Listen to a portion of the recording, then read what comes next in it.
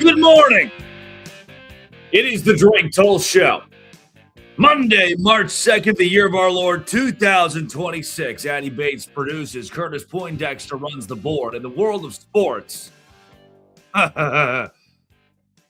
is normal. Everything's fine. I'm fine. It's all fine, right? It's the Drake Toll Show, Westwood One Sports, the Westwood One Sports app. Addie Bates, good morning. Okay. Do I get a good morning back, at least? Okay. Well, maybe later. It was a pleasure trying. Anything crazy happened this weekend? How are you guys? Yeah, I leave the show Friday. Everything's nice. Everybody's happy. The world's fine. And then we come back on Monday and there is a war. I didn't expect to open the Drake Toll Show on Monday morning in the midst of war. Iran, the United States, Israel, the Middle East, plenty of conflict going on there, huh? And on top of that, I would say, and I'm no one to give huge bits of advice here, but based on where the interest rates are, I'm going to refinance today. Something stock market, something war, missile attacks. Look, man, if today I opened the Drake Toll Show and the program was about politics or religion or the state of affairs, it'd be a pretty interesting conversation. But I am here to tell you that I do have interesting conversations, interesting nuggets, things that you missed over the course of this weekend that don't involve that don't involve gas prices, that don't involve the future of our nation overseas, but instead involve the Duke men's basketball team or Gonzaga as they sit in perspective of March Madness after a loss to St. Mary's over the weekend. What I've got for you is Chad Baker-Mazara no longer being a member of the USC basketball team. So, you know what? A whole lot's going on out there. A whole lot's going on that I don't know that much about, that I'm educated in nominally. But everything going on in here, between these four walls where you and I congregate every Monday through Friday, I've never said Ayatollah on this show. First time. And now we get together here and we can talk about sports. That's what you love. That's what you like. That's what's fun about this. You turn the news on, explosion here, fire there, epidemic there. Right now, right here, what we still have, the thing that we can congregate on, void of all politics, is sports. And for the next 3 hours, it's exactly what we're going to do. You and I are going to sit down. You're right now, you're getting off your shift, working at Taco Bell. Look, dog, I get it. I've worked those jobs. You're off your shift, you're driving home. Finally, I get to go home. You're headed to your shift as a registered nurse. Oof, going to be a long day. But for this 11 minutes that you can listen on your commute, for this hour and 11 minutes, you can listen to the show on your commute or while you make breakfast or while you sit there on your favorite radio station in Dallas, Texas, or San Diego. San Diego? Huh. It's a new one. Whether you're in Dallas, Texas, San Diego, Milwaukee, you're sitting in Boston right now, waiting for the sun to rise. You and I, for the duration of your time with me, will talk about sports. This weekend, the NCAA was electric. And why? Because we are getting toward March Madness, where the bubble matters right now more than ever. You hear the name Joe Lunardi. He makes his due. He gets his paycheck over the course of these 4 weeks. It is March today. Don't show up on March 2nd if you weren't here in October. Or, by the way, if you'd like to, do show up March 2nd if you weren't here in October. This is the piece of college basketball where everyone kind of turns their head and says, okay, I'll watch. Duke, Michigan, UConn, Arizona for the consecutive years. Now, second consecutive year, Those teams at the top of college basketball have proven to be some of the best analytically all time. Over in the NBA, the Knicks 114, the Spurs 89. A night last night where the Cavaliers knocked off the Nets 106-102 in a classic barn burner game. The Cavs entered the fourth quarter down by a point. Couple points, rallied to win it by 4. Cavs entered the fourth quarter trailing, rallied to win. The NBA that I watched, the Timberwolves, knocked off the Nuggets. Nuggets continue to struggle as their injury issues have gotten worse. The Pistons, 45-14. Why are we not talking about them winning the NBA championship? Rivalry in Boston, 114-98. Celtics over the 76ers. And no shock, the Thunder get it done again, this time on the road against the Mavericks.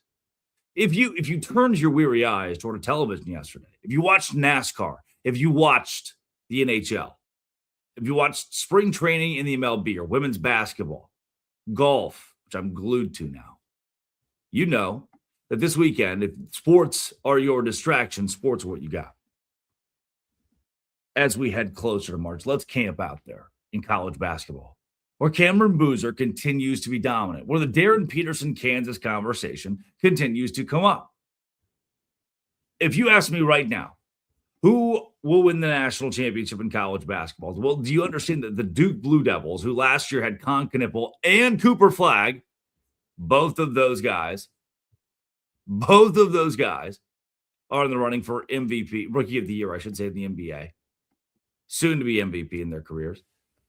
And now Duke, replacing both of them, has run through the ACC. They're 15-1, 27-2. They knocked Virginia off 77-51. It's number 11 Virginia at Cameron Indoor. Duke's up by 15 in the first half. And for good measure, they win the second half by 11. And why? The name Cameron Boozer. I'm going to tell you in the next 8 minutes what you need to know about March. I'm going to tell you so that when you walk into the office today, when you walk into a watch party to watch college basketball tonight, when you're at the bar playing trivia on Tuesday, you know at least 3 names that you can walk into your conversation with your friends and say, hey, Cameron Boozer is the guy. Darren Peterson is Martin Controversy, and Darius Acuff, despite Arkansas's loss, is the name to know. Boozer this season, 7th in college basketball, 22.5 points per game. The freshman has been elite. 10 rebounds per game, is 14th in the sport. He is averaging a double-double. In 33 minutes of play against Virginia, 18 points, 9 rebounds, and a rout win. The game prior at Notre Dame only got 24 minutes of play. Why? Well, Duke won by a final score of 100-56. And in those 24 minutes, he scored 24 points. 13 rebounds. Cameron Boozer might be the best player in college basketball. Here's the problem, though. A lot of scouts, a lot of NBA draft analysts don't have him going number 1, don't have him going first off the board because Darren Peterson exists. He is the Kansas guard who went 8 for 21 this weekend and dropped 24 points on Arizona. 8 for 21 is not great. Kansas lost that game in Tucson, 84-61, a 23-point deficit. That's number 2 Arizona against number 14 Kansas. Arizona getting revenge on the Jayhawks after losing themselves at Allen Fieldhouse. You say 8 for 21 is not great. 24 points, that's comparable at least to the Boozer guy. Who is this Darren Peterson? Well, he is arguably the number 1 freshman in America and the number 1 prospect for the NBA. But he hasn't played a lot this year. Well, why hasn't he played? Must be injured, right? Well, kind of. What he's done this year is load manage himself. He'll hit a 3, dunk a ball, layup's good. Walk over to Bill Self. I kid you not. Just walk over to Bill Self, his head coach, Kansas, and say, Coach, I'm good. Take me out. Now, when I was in middle school basketball, the players couldn't look at coach after making a shot and for load management reasons say, hey, coach, just take me out. But that's what Darren Peterson has done. Many analysts would tell you this is dramatically hurting his draft stock. He'll lose millions of dollars. He could fall to 4th, 5th, maybe the 6th overall pick in the draft because of how loaded this freshman class is, how deep this freshman class is. At the top of the sport, I mentioned Boozer earlier. AJ DeBonsa at BYU could be the number 1 overall pick. At the top of this sport, Koa Pete, Braden Burries. There is elite talent pushing Darren Peterson out. And Darren Peterson, even when he plays, 8 for 21. Not winning right now. You just lost by 23 in a non-competitive game to Arizona. Then there's Darius Acuff Jr. That's a real ball knower name to have in your back pocket. When you show up to the party and they say, what is your biggest takeaway from the basketball season in 2025-26 at the collegiate ranks? You say Darius Acuff Jr. He is the most overlooked player in America. The Arkansas Razorback is averaging 22 points per game, 6.2 assists per game. Both of those are top 20 in college basketball. Against Florida this week in his 34 minutes, he had 17 points. In the game prior to that, against A&M, 22, 20 against Missouri, and 49 in a road loss, double overtime to Alabama, playing all 50 minutes of that game. Arkansas was clobbered by Florida, 111-77. Florida Gators embarrassed John Calipari and company. But you know who was good again? Darius Acuff Jr. Do you know who's overlooked again? Who the country will not talk about? Who I quad boxed today with national networks, who I don't see enough? Darius Acuff Jr. If you want to be the ball knower at your party, you'll name drop Darius Acuff. Across the Big 12, chaos, anarchy. The bubble teams won. That's what you want at this point. If you're a fan of Auburn, you want to go to the big dance. Auburn is in the last full run, according to Joe Lunardi. I don't really understand why. By the way, I don't know. We've had multiple college basketball analysts. ESPN's play-by-play Pete Souza will join the show today. Multiple college football analysts and college basketball analysts ask the question, why do we love Auburn so much? They are 15-14, 6-10 in SEC play. And they just lost to Ole Miss, who's 12-17. They lost to Ole Miss at home, 85-79. The wheels have fallen off for Auburn. Joe Lunardi still has them in March Madness, bouncing multiple Big 12 schools and adding 11 SEC squads to his list, including 15 and 14 Auburn. I mentioned the bubble, the teams that might get in. I mentioned how impactful it is for the Big 12. That's a conference loaded. Kansas, Arizona, Texas Tech, Iowa State, Houston, BYU. But what about the middle of the pack? Who do you need to know in the middle of the pack in college basketball? Get ready to learn TCU. They become one of the hottest teams in the country. Went on the road and knocked off Kansas State 77-68. They moved to 19-10 on the year.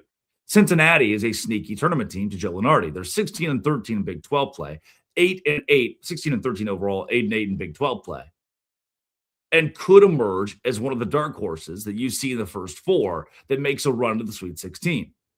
BYU, losing to West Virginia, makes the Mountaineers 8-8 in Big 12 play. Oh, by the way, it's the same record as the BYU Cougars, who have fallen apart since Richie Saunders' injury. Their senior guard. 79-71 in Morgantown, the Mountaineers over the Cougars, who are now 20-9. But I still think teams like BYU, Kansas, even number 4 Iowa State, who lost at home by 9 points, number 16 Texas Tech, I think those teams will still make runs in March Madness. Here is why. They compete in the best league in college basketball. Half the top 10 has resided this year from the Big 12. They reside in the Big 12. Half the top 10 comes from the Big 12. You look around that conference, and I think even a BYU who struggled, yeah, I would struggle too. You look around that conference, even to Houston, who had a few blips, 3 consecutive losses, the number 6 Iowa State on the road, number 4 Arizona at home, and Kansas on the road. I look at that team and say, I still think you're going to the Final Four because that is a squad. That's a Houston team Or that is a BYU team that has played in the Big 12. That's a Texas Tech team that's played in the Big 12. Every year in college football, it's the SEC, the SEC. Oh, if you play in the SEC, you're going to be good in the postseason. In college basketball, you're battle tested, you're chiseled. Because the way this will work is, in the first round of the tournament, you'll play Winthrop. You get through Winthrop. Second round, you're playing an ACC opponent, like let's say Virginia, if you're a lower seeded Big 12 school. Or maybe it's NC State. I have confidence the team from the better conference will win. I have confidence the Big 12 is in a spot where they can win. I do not have confidence, however, in other leagues like the West Coast Conference, where Gonzaga lost this weekend at Mount St. Mary's 70-59. When we put you in the West Coast Conference, Gonzaga, you can't lose that league. And now St. Mary's has tied the Bulldogs at 16 wins and 2 losses this year in league play. How is Gonzaga 28-3 and number 9 in the country? St. Mary's 27-4 and unranked. They're in the same conference. Well, it's Gonzaga, and I had pretty good non-conference. Yeah, okay. Nebraska rolls USC, and USC loses its leading scorer. College basketball anarchy in Knoxville, by the way. Tennessee led by 12 at the break, lost 71-69 at home with the number 17 Alabama, and the chaos was just awesome. Awesome to consume this weekend. Ladies and gentlemen, check your calendars. This is March. And this is the Drake Toll Show. Coming up, Westwood One Sports, the Westwood One Sports app. History was made in the southeastern part of the United States. Something happened in sports that we have not seen before. Let me tell you what it is. This is the Drake Toll Show. There's some big names on the trade block. Jalen Waddle, Max Crosby.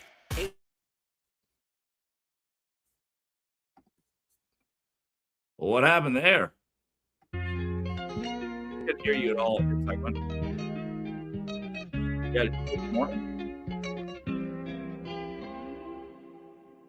Hey, Titi me preguntó si tengo muchas novias. Muchas novias. Hoy tengo a una, mañana a otra. Ey, pero no hay boda. Titi me preguntó si tengo muchas novias. Muchas novias. Hoy tengo a una, mañana a otra. Me las voy a llevar a todas pa' un VIP, un VIP. Ey, saluden a Titi, vamos a tirarnos un selfie. 6 chis, ey, que sonrían las que ya les metían. Un VIP, ey, saluden a Titi, vamos a tirarnos un selfie. 6 chis, que sonrían las que ya se olvidaron de mí. Me gustan mucho las Gabriela, las Patricia, las Nicole, la Sofía. Mi primera novia en Kinder María y mi primer amor se llamaba Talía. Tengo una colombiana que me quiere todos los días y una mexicana que ni yo sabía. Otra en San Antonio que me quiere todavía y las de PR que toditas son mías. Una dominicana que juega bombón, juega bombón. La de Barcelona que vino en avión y dice que mi bicho está cabrón. Yo dejo que jueguen con mi corazón. Quisiera mudarme con todas por una mansión. El día que me case te envío la invitación, muchacho, deja eso. Hey, Titi me preguntó si tengo muchas novias. Muchas novias. Hoy tengo una, mañana otra. Hey, pero no hay boda. Titi me preguntó si tengo muchas novias. Hey, muchas novias. Hoy tengo una, mañana otra. Titi me preguntó.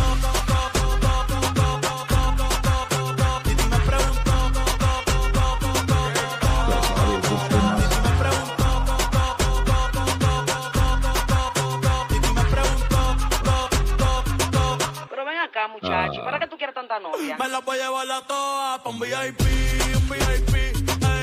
Saluden a Titi, vamos a tirarle un selfie. 6 chis, ey, que sonrían las que ya les metían. Un VIP, ey. Saluden a Titi, vamos a tirarle un selfie. 6 chis, que sonrían las que ya se olvidaron de mí. Oye, muchacho, el diablo azaroso. Suéltese más vivir que tú tienes en la calle. Búscate una mujer seria para ti. Muchacho, el diablo. Coño. Yo quisiera enamorarme, pero no puedo. Yo quisiera enamorarme, pero no puedo. Sorry, yo no confío, nah, ni en mí mismo confío. Si quieres quedarte, hoy que hace frío y mañana te vas.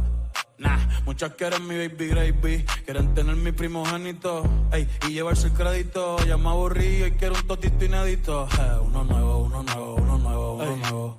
Hazle caso a tu amiga, ella tiene razón. Yo voy a romperte el corazón, voy a romperte el corazón. Ey, no te enamores de mí, no te enamores de mí. Ey, sorry, yo soy así, ey, no sé por qué soy así. Hazle caso a tu amiga, ella tiene razón. Yo voy a romperte el corazón, voy a romperte el corazón. No te enamores de mí, no te enamores de mí. No, sorry, yo soy así, ya, no quiero ser así, no.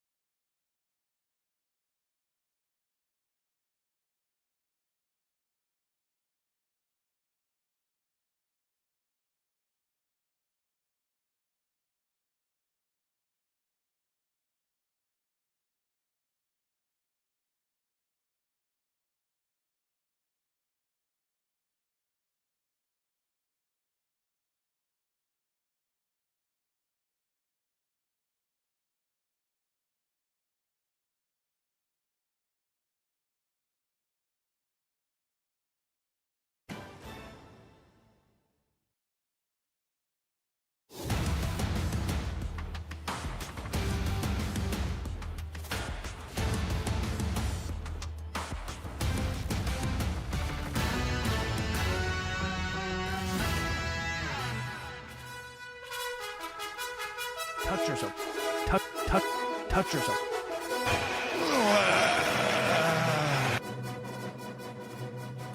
It is the Drake Toll Show. Westwood One Sports, the Westwood One Sports app. 6 a.m. to 9 a.m. What did you say? Nice. Welcome inside the Rage Cage. It is 6 a.m. and 23 minutes, 28 seconds on top of that, East Coast time. And you and I have gathered in this spot to speak about sports. And this weekend in sports, you may have missed it. It went mini viral, viral-ish. It happened again. People wonder how they keep getting away with it.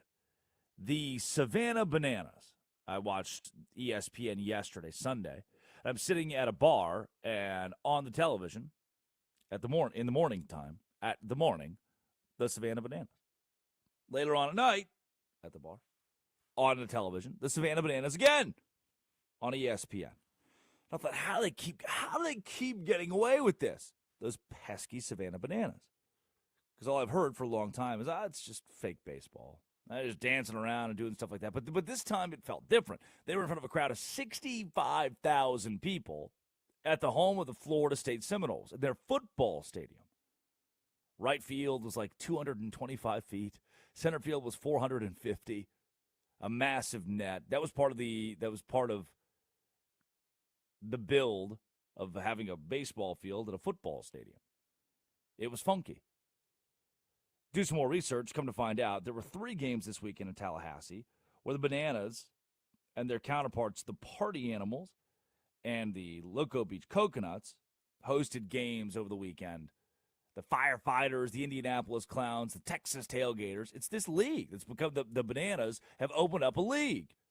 Crazier so, they sold out 3 nights at Florida State, 2 at the baseball stadium with the auxiliary brands, and then 1 with their flagship, the Savannah Bananas, on Saturday. They had a draft even last year, where number 1 overall, the top pick in that draft, the Banana Ball Championship League draft, was a guy named Jackie Bradley Jr. who was a star on Friday for the Indianapolis Clowns. But it's crazy. The further this team, the further the organization gets, the more legitimate it seems. Like on Thursday night, there's a guy I was reading for the firefighters who was a banana last year, right? And during the draft, he was in the player pool, the expansion draft. He was in the player pool and was picked up in the first round by the firefighters. He, Eric Jones Jr., was the first home run of the season in the Banana Ball Championship League, I'm told. Here's what it sounded like when Eric Jones Jr., the banana-turned-firefighter, went long ball. One of the reasons the firefighters wanted to get EJ aboard is he can bring home runs on base. And he loads one to left field on his first swing with the firefighters. EJ pumps it! A 5-alarm blast for Eric Jones Jr. Cue Freebird. After that, the Loco Beach Coconuts, though, the team that played on Thursday, funny name, rallied to knock off the firefighters in their first game. Loco Beach, one of those expansion teams. They're if you watch the NBA and you know that we're going to move a team back to Seattle, they're the Seattle, hopefully they call them the Supersonics, the Seattle Supersonics of the Banana Ball Championship League. Here's what it sounded like when C.J. Williams shut the door on the firefighters. Coconuts win. 0-2. Got him! C.J. Williams secures the Loco Beach Coconuts the opening night win. The first team in Banana Ball history to win their first game they appear in. And who else would it be but Loco Beach? So, you go into the weekend, you're like, okay, I have this kind of an afterthought. Then it goes mini viral on Twitter. You see a couple clips here and there of this Banana Ball Championship League. You think, is this a real thing? People actually watching this? Turns out, yeah, kind of. A lot, actually. And then you turn the highlights on. Whoa. Those highlights sound way too much like normal sports. What if they are? Even more so, Jackie Bradley Jr., the former Boston Red Sox, two-time World Series winner, in the field early in the game on Friday between the Party Animals, an established brand of Banana Ball, and the Indianapolis Clowns. JBJ joined on Friday to talk about that brand from the Negro Leagues, commissioned in 1935, played their final professional game in 1989 before their doors closed. Now, 35 years later, they are back. 37 years later, they are back. And they're back as a Banana Ball Championship League team. Jackie Bradley Jr., star outfielder for the Boston Red Sox, is a part of their team. The center fielder for the team. And pretty early in this game, he gets a fly ball to center. And instead of just catching it, he sprints forward, goes behind the back, and here's Jackie Bradley Jr.'s first trick play in Banana Ball. And of course, led the tour 93 hits a season ago and lifts this one into shallow center field. Jackie Bradley Jr. JBJ! Behind the back, a trick play for Jackie Bradley Jr. in his Banana Ball debut! That's what he's calling the Naruto this season! Jackie Bradley Jr. behind the back, sprinting in. Old dogs, 35 years old, can learn new tricks. I don't get it. I don't understand how a human being can catch a ball behind their back, sprinting forward, and then Jackie Bradley Jr. does so, celebrating with his team, adjusting to the sport. That went the most viral of any clip. People saying, what? That's the last thing I expected, is this two-time World Series champion to find himself in Banana Ball. It's the Savannah Bananas League. What's Jackie Bradley Jr. doing there? Well, apparently raking. He came to the plate, got his first hit as a member of the Indianapolis Clowns, and it was a loud one. The righty, Jackie Bradley Jr., his first hit in Banana Ball. Could it be an RBI base knock? Yes, it is. 2 ribbies for JBJ. Yes, sir. Jackie Bradley Jr. Welcome to the Banana Ball Championship League. You'll remember Jackie Bradley Jr. and his incredible performance in 2018 of the ALCS against the Houston Astros, and how his bat came on fire for that series, helping eventually the Red Sox win the World Series. End of the game, Indianapolis Clowns Their first game in 37 years. The last team standing in the Negro Leagues upset last year's defending champions, the Party Animals from Banana Ball. Here's what it sounded like from yours truly when the Indianapolis Clowns, 37 years after they fell apart, were revived. Wilson delivers home. Cosgrove underneath it. Cowboy Joe Gray. The Indianapolis Clowns are back, and they win their first game in the Banana Ball Championship League by a final score of 4-2 to a loud welcome in Banana Ball. That was special to have the opportunity to be in the broadcast booth for a Negro Leagues team that came back, that revived itself, that has Jackie Bradley Jr. on its roster, that played in the Banana Ball Championship League for the first time, and did so in a loud way this weekend. Here's what JBJ had to say postgame about his first actual competition in what he calls a new sport. This is a fresh team, and we're glad to be back. And it's always good to start off with a win. Coming out here, seeing all the fans, seeing their excitement, seeing my teammates, how much they get behind one another. We're in this together. We're going to be competing all year, and we're excited to get this thing rolling. That was an unbelievable night from Jackie Bradley Jr. 2 for 5, couple RBI for JBJ, and 2 trick plays on his day in the outfield. Told you, the old dog learned some new tricks. It's the Drake Toll Show, Westwood One Sports, the Westwood One Sports app, and the Banana Ball Championship League. And it's me, Drake Toll, of the Savannah Bananas organization. The Banana Ball Championship League is underway. You're wondering, what the hell does any of that mean? Because the first 4 teams you've talked about here, the Firefighters, Party Animals, who are these guys? Where are the Savannah Bananas? They're the ones that we know about. They're the ones we've been told. The prophecy is the Bananas are the ones taking over. That was what was written in the stars. That's what you got on Sunday. That's what you watched on ESPN yesterday. Interesting to see they gave the dancing baseball team, now Banana Ball team, not just airtime, but twice on ESPN2. And they've announced 25 national broadcasts, 25 ESPN broadcasts for the sport this year. Jackie Bradley Jr. told us on this show on Friday, it's different than baseball. It's a completely different thing. It's its own living, breathing thing. Kyle Jackson, guy who was a rookie last year, garnered over 1 million followers. Hot. Addy, his number is 963-108-1932. You good with that? Yeah, I'll text that right now. Yep, thank you. Kyle Jackson, opening night, Savannah Bananas, Saturday, in front of 65,000 at a sold-out Florida State football stadium, hits a big bomb. And was great with the men in scoring position as he swings away and blasts this one, clearing the 50-foot net. It is a walk-off 2-run shot for Kyle Jackson, and the Nanners even the score at 1. Yeah, dog, yeah. That crowd, it's crazy. Like, people subscribe to the idea that, wow, if you're a Savannah Bananas fan, like a Disney adult, you got something wrong with you. And then you kind of get in the middle of it and you think, what if this is cool? What if this isn't bad? What if this can't hurt me? Chicks dig the long ball. And not only do they dig the long ball, man, they dig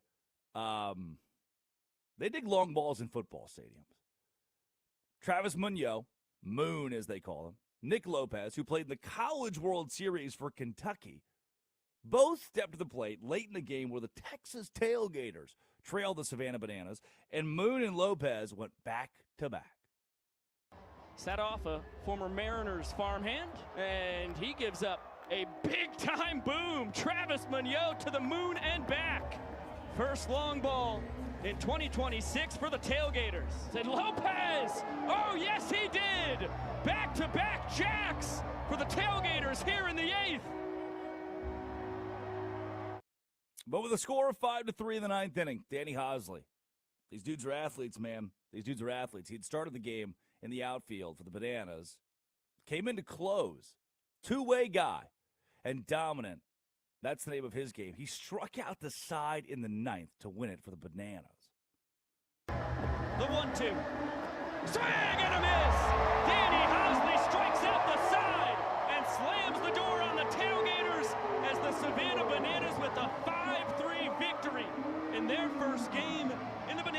Championship League. So you might be thinking, wherever you are, back home, driving your car, I didn't know that Bananas deal was real. I didn't know it was legit. I didn't know it sounded like that. I didn't know it was on ESPN. But hey, that's okay. That's what I'm here for. That's the goal here, is to expose you, something new. Because you know what? When I opened my eyes to it, when I opened my mind to it this weekend, it was pretty cool to see 65,000 people hanging out in one place in the name of what formerly could be known as dancing baseball. The banana ball thing, thanks to guys like Jackie Bradley Jr., who'd won multiple World Series and now starts in the sport, it's pretty cool. And it can't hurt you. I think. It can't. When we return. I don't know, man. I don't know. There are so many Biggest Losers, and one of them might just be celibacy? Allow me to explain. Sponsored by Progressive Commercial Insurance. Progressive Commercial Insurance, protecting your business vehicles 24/7. See if you can save at progressivecommercial.com and protect those business vehicles. This is the Drake Toll Show. How long will the Steelers wait for a decision?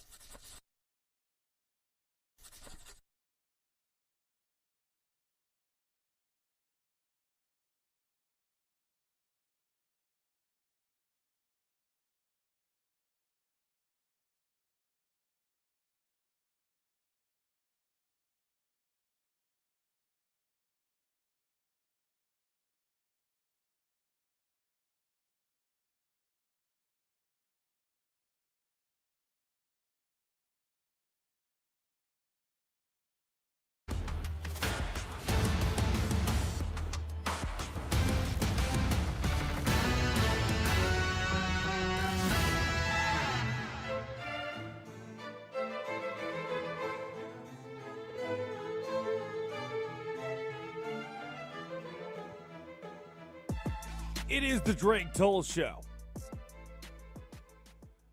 Drake Toll with you from the Savannah Bananas organization, Locked On Big 12. Monday, March 2nd, the year of our Lord, 2026. 6:42 and 49 seconds Eastern time in the AM. Good morning. This is Mark. The ball is tipped. There you are. You're running for your life. You're a shooting star. We're there. You made it. The madness begins. Conference tournaments begin today. That is right. Someone will be eliminated from contention. Also tonight, number 4, Iowa State plays at number 2, Arizona. Given the AP poll, that ranking number 4 for Iowa State will change. They lost at home this week. Pretty surprising loss at home to a Texas Tech team that does not have its best player, JT Toppin, who tore his ACL. Duke will also travel to NC State, who is 19-10, pretty squarely off the bubble, and I think in March Madness, but a win would not hurt. We get Horizon League Championship play-in action today. IUPUI, formerly IUPUI, so Indiana University, Indianapolis is what they are now. They will play tonight in the Horizon League tournament against Cleveland State at 7 p.m. And thus, it begins. Let March commence. One of those two teams will go home. Their season is done in college basketball. Conference tournaments will be played throughout this week and next week, leading up to the big dance. That feels right. It feels even more right to bring you into the fold of our biggest losers of the day. No coming for a month. At least that's what the headline reads.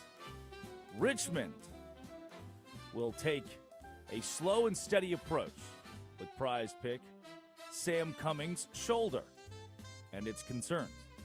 Surgery is still an option if it does not improve. Cumming will be out for at least a month. Addie, what sport is this? Is this also banana ball? Yes, it is soccer. Soccer, I think. What are the teams? Anything here? Of the teams of soccer? Yes, involved in the no coming for a month situation. By the way, you want to know something funny? If you look this up and you just type, it's rugby. If you type in just Sam Cummings, the first thing that pops up is an arms dealer. Oh. Isn't that wild? Okay. Yeah, so he was in the AFL, it's in the North Adelaide. Australian Football League? Yeah. But this is not soccer. This is rugby? I'm going to read this. Sam Cumming, hard-nosed midfielder, was drafted out of the SA NFL Club North Adelaide, having moved to South Australia from Wentworth. Wow. I don't know what any of that means. Did you see... We should go to one of these games. Sharon Osbourne looked good. Who's the other one? Kate? Kate Osbourne? Kelly's the son. Kelly Osbourne. What happened to her? Well, 1, her dad died. That will do it. Shouldn't do that. And then 2, they're both very vocal about being on Ozempic. Oh, what? Sharon's on Ozempic? Yes. Sharon's always looked great. Why would she be on Ozempic? She's on Ozempic now. I didn't make her do that. Congratulations. I didn't ask for that. I thought Sharon looked awesome. They're very vocal about being on Ozempic. They both looked good. I'm not sure. Okay. Oh, Kelly? Oh, yeah. People have, it sparked concerns on how she looks because people have been saying the opposite. She looks very... No, I thought she looked good before Ozempic. Oh, yeah, 100%. Both of them. But also... the accessibility... I went to Mexico. I went to Cozumel a couple weeks ago. You can walk into a pharmacy and they have GLP-1. They have Ozempic at the pharmacy in Mexico. Yeah. Because it's just a lot of things are different down there. But... yeah, she's the big thing also is her dad did die. People forget this. I don't know. I remember whenever I was heartbroken about something, it wasn't even my dad dying, but I lost weight because I didn't eat as much. That's just how humans react sometimes. So her dad was Ozzy Osbourne. What an interesting father to have. Love to know that dynamic. Have you? I mean, he's something. Legend. Love him. Further, biggest losers of the day today. Not Ozzy Osbourne. Cool guy. You are a biggest loser if you are not tapped in, locked in for March Madness. This is a bit of overload. There's a lot going on. Horizon League begins today, as I mentioned. The Big South, Patriot League, and Sun Belt will begin tomorrow. And then we're off. We're just the A-Sun, the OVC, the Summit League, and then we're off. Do you feel, Addie, I sent you a graphic of this, of all of the games that are to be played in college basketball the next 2 weeks. Is this a little bit of overload? Is this too much? No, I get so excited when I see that. I'm ready for the Ohio Valley Conference midday game on March 5th, like a Wednesday at 11 a.m. when it's just the Ohio Valley Conference. What about the Missouri Valley Conference? Yeah, that'll play. I'll watch it. Yeah, what about Arch Madness? Are we not? And I'm not saying this for Arch Manning. I'm saying it's actually. Here we go again. She loves Arch Manning. We have to bring it up. That's for the Missouri Valley Before that, that's their little play, and that's their play-in tournament. If you're going to nuke Banana Ball, we should also nuke Arch Manning. We It's should lock not. both Arch of them in a Madness cage. it's called that because it's taking place in St. Louis. Look it up. Here she goes again. Arch Manning this. Arch Manning Read a that. book. It's the most common, one of the most common names in the world. Arch Madness. Arch is, big Arch. Is that Valparaiso? That's that they'll play in. How does that tournament work? Did they make the tournament for? No, so it's just basically like the end of season tournament, and usually, your top teams will have the buys and stuff like that. Last year, Valpo had a great run. Come on now, roll beaks. This says Crusaders, though. They're not the Crusaders. Oh, yeah, my question is, because some conferences don't allow you in the tournament now because there's so many teams in the conference, they always take the top 8 or 10. Is that the case, or is Valpo in no matter what? No. Well, yeah, everybody in the conference makes that tournament. Damn participation trophy. Well, it's because, it starts. It's like you know how brackets work? It's because it starts. Thank you. You know how brackets? Have you seen a bracket before? Yes. But some conferences now in college basketball don't allow the bottom 2 or 4 teams in because they have too many teams to navigate. Hey, Valpo's been playing well lately, okay? I don't even know what any of that means. Just got a paper cut. Also, biggest losers today. Missouri State. I'm not sure how this happens, but Missouri State pitched a no-hitter and lost 5-3 to Northwestern State in softball. I don't know how. 7 errors? No, just a bunch of walks and 1 error. So I don't. Also, biggest loser today, Addie Bates, who has purchased tickets for premium dollar to the JFK Jr. Lookalike contest. I did not purchase them. Is it free? What's the Yeah. deal with it? And there's one in New York. There's one in D.C. Basically, if you think you look like JFK Jr., you go to this. It's a contest. And you can sign up to be observers, and they'll interview you. So guess what? I did that. No way. You did not sign up for this. I'm going. You are not going to this. Yeah, as an observer. Yeah. I'm being so serious. I got the particle. This is where I'm going to find the love of my life. The JFK Jr. Lookalike contest. Have you seen him? Mom, how did you meet Dad? Oh, it was the JFK Jr. Lookalike contest? I love that. I think that's hilarious. Have you ever seen him? No, he's dead. But this is it's not crazy to go to this. He's a good-looking man. He's dead, Addie. Yes, I know that. But there's a new show that's out and everything like that. So that's why they're, you know what I mean? That's why it's he's having a little bit of a resurgence. By the way, it's the biggest winner, not biggest loser for me. It's the biggest winner. I don't think you can read. Biggest loser of the day, final one. Chad Baker-Mazzara. He is on his 7th college basketball team, and now it seems as though officially his basketball tenure, at least at the collegiate ranks, is done. He is the USC leading scorer, by the way, Chad Baker-Mazara. Played in the game a couple days ago, yesterday, Saturday, whatever it was. 19 minutes, 14 points, and see ya! Done. March 1st, 2026, University of Southern California announced leading scorer Chad Baker-Mazara no longer a member of the men's basketball team. Oops. They provided no explanation for the move, I should say.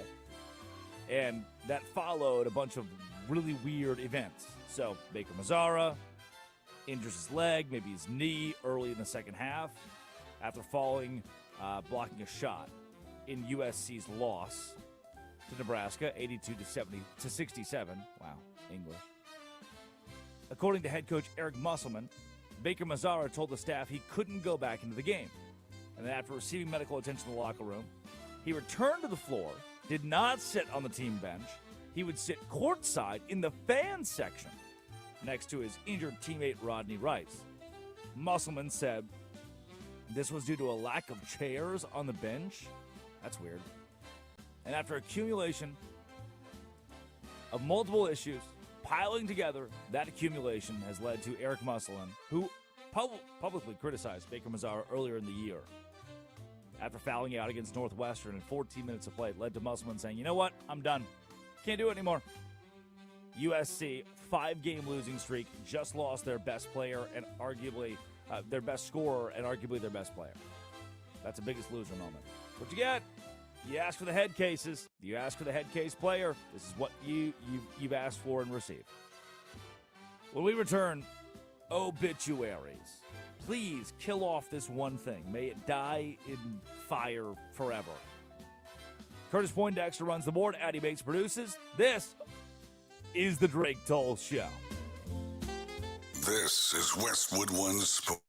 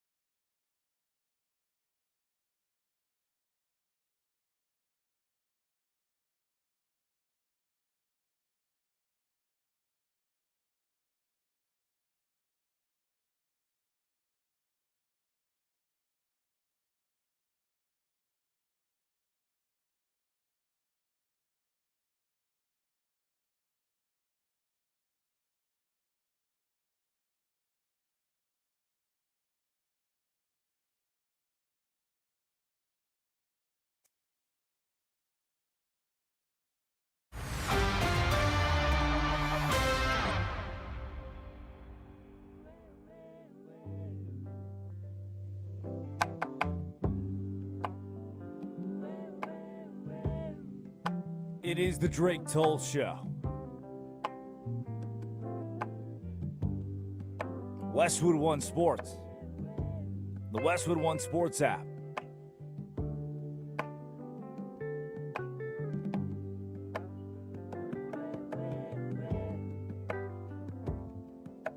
Jerry, I'd like to love you. Jerry, will you love me too? Someday I will take you away. That's all I want to do. Monday to Friday. I love you forever, Jerry. 6 a.m. to 9 a.m. Will you love me too? On the East Coast. Addie Bates produces. Curtis Poindexter runs the board. Just a time.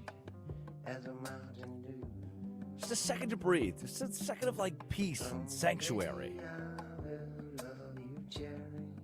This whole weekend, what an insane mess.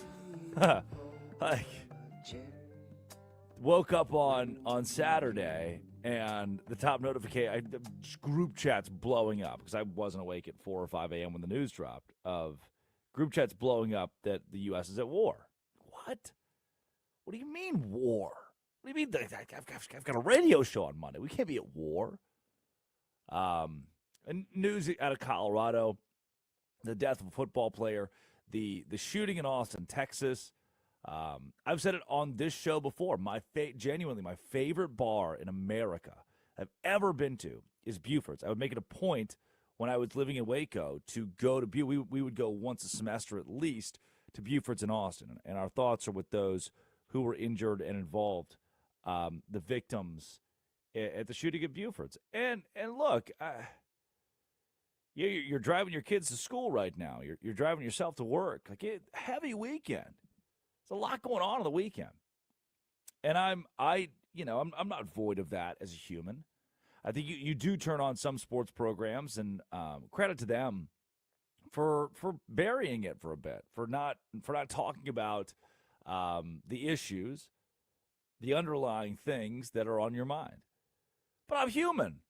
I saw the headlines this weekend. I felt, it was emotional for me. A lot of pieces from across the news cycle were tough to see. And I get that. I understand how you feel to an extent.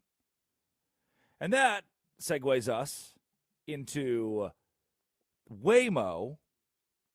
And look, if Waymo wants to sponsor the show, I'll say this about some of the brands that we badger here. If Waymo wants to sponsor the show, it's kind of good practice not to make too much fun of too many brands, because you're like, oh, well, what if one day they want to be on the show? I might be okay. I'm probably going to be good on this one. It's time for our obituaries. Fire it into the sun. Dead on a Monday, Waymo. What are we doing?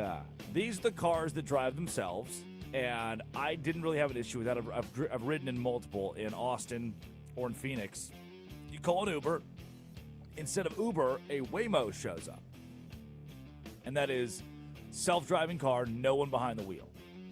During the shooting over the weekend in Austin, a Waymo vehicle blocked the road, and first responders could not reach the scene because the Waymo was parked horizontal, middle of the street, and had malfunctioned.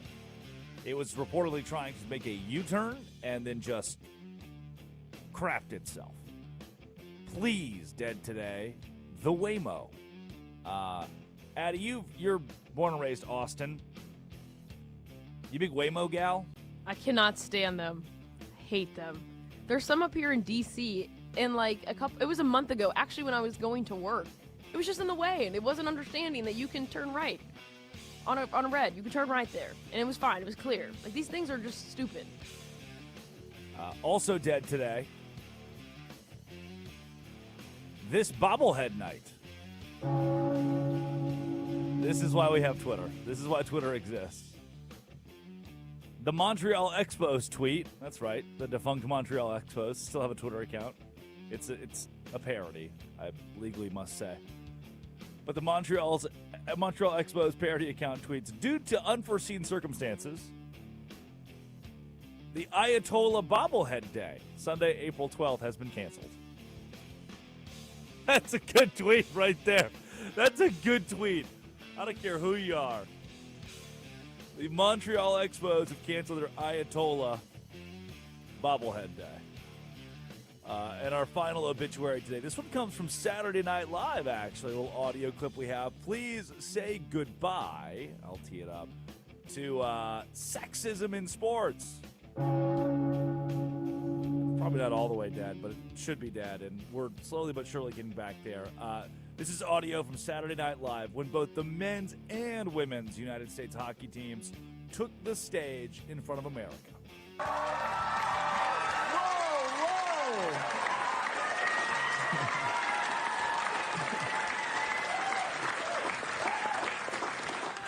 No way, man. I hear you're great. Whoa, Quinn and Jack, you guys literally just won the Olympics. Congrats. Thanks, but we've been so busy playing, we haven't had time to see your show yet. It's about hockey, right? Kind of. I got my teeth knocked out in the finals. Does that happen in your show? Metaphorically.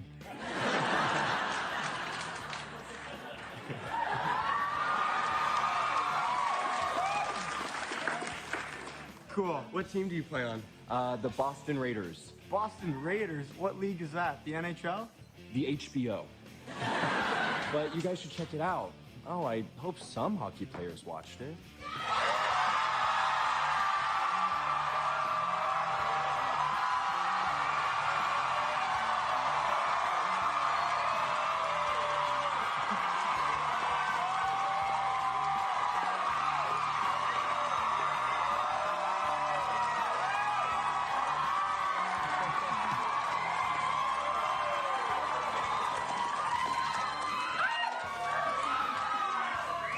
Don't worry, we saw your show.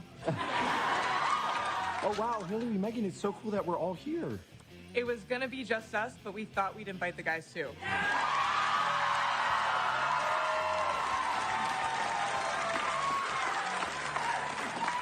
Yeah, we thought we'd give them a little moment to shine. Well, that is very important. You know, my show speaks to people who are not always represented in hockey, so this is really great to have actual hockey legends here tonight. Both of your teams just won the gold. Thanks. The last time the men did that was 46 years ago. And the last time we did that was 2 whole Olympics ago.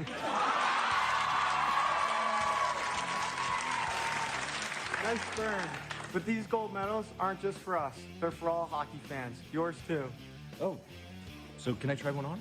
No. We have a great show for you tonight. Mumford and Sons is here. Stick around, we'll be right back. We live in a world where a hockey show about 2 players that fall in love sends one of their actors to host SNL, and then Mumford and Sons plays as the musical guest. It's pretty awesome. Seeing the men's and women's team, Hillary Knight, Jack Hughes, come together and say, hey, we're all friends here.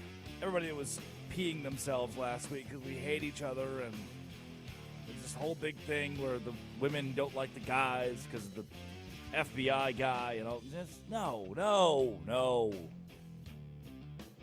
All is good. All is good in the world. Everybody's friends again. And they shook hands in front of the country on SNL on Sunday night. It's really cool. That middle of that, where it got really loud, where the crowd really got into it, for like 15, 20 seconds of just clapping, that's when the women walked out. Got an ovation from the SNL studio. Those are our obituaries today. That is Who is Dead, Waymo, as well as sexism in sports, hopefully, fingers crossed, and the Ayatollah bobblehead night. Time for the quickie. Top 5 headlines in all of sports. Addie Bates reads them. I respond. I have a minute each of them. Addie, are you ready? Can we also put to rest, I guess, FCC violations on the show? What happened now? There was bodily function in there. Bodily function. What did I say? I'm not gonna repeat it. Can you allude to it? Because I don't know if I said anything here. Yeah, you know how like you were talking about how people were blanking themselves. Peeing themselves? That's a bodily function. Is that what I said? Yeah. Oh. Fine. All right. That's headline number 1. Drake Toll show canceled. Please don't do that, actually. Alrighty, let's go with the first headline. Reddick wins 3rd straight to make NASCAR history. All right, dog, this is insane.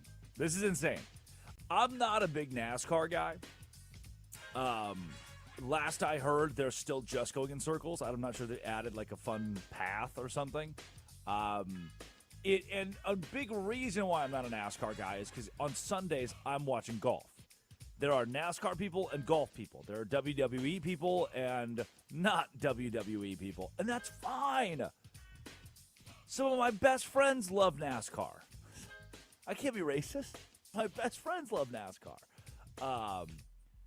I do want to give a second here, and this is part of my Sports Minutes today, to acknowledge how insane it is to win 3 straight races in NASCAR. 3 in a year is already it's already elite and kind of crazy. 3 straight for Reddick. Tyler Reddick wins again. Michael Jordan wins again. 3-peat for Reddick. It's pretty cool. Winners win. Winners win. Yeah. USC leading scorer Chad Baker-Mazara no longer with the program. If you guys have read it, and I want to talk about this in more in depth tomorrow, maybe a segment tomorrow, because I need to communicate to you. Sometimes, and it might not be the case for Chad Baker-Mazara, but sometimes in sports, these athletes, and he's an old guy now. He's been in college basketball for a while. These people, like, they're all human beings. And sometimes these human beings just aren't conducive to a group environment. Sometimes these human beings are not ready to play college basketball at the highest level from a mental standpoint. And it's just, we love to blame coaches. We love to say, oh, he's just a kid. If you're 23 years old, man, making a ton of money playing at a high level of college basketball, there is an onus and maturity that comes with that, and that maturity has not been met. I don't really have much condolence here. Like, he's been a head case everywhere he's gone. He's gotten effectively cut or left everywhere he's gone, and new leaks have come out of messages, DMs, that he just sends people. Like, he'll find a list of top players in college basketball, and if he's not on it, he'll text the person that made it and say, you're an idiot.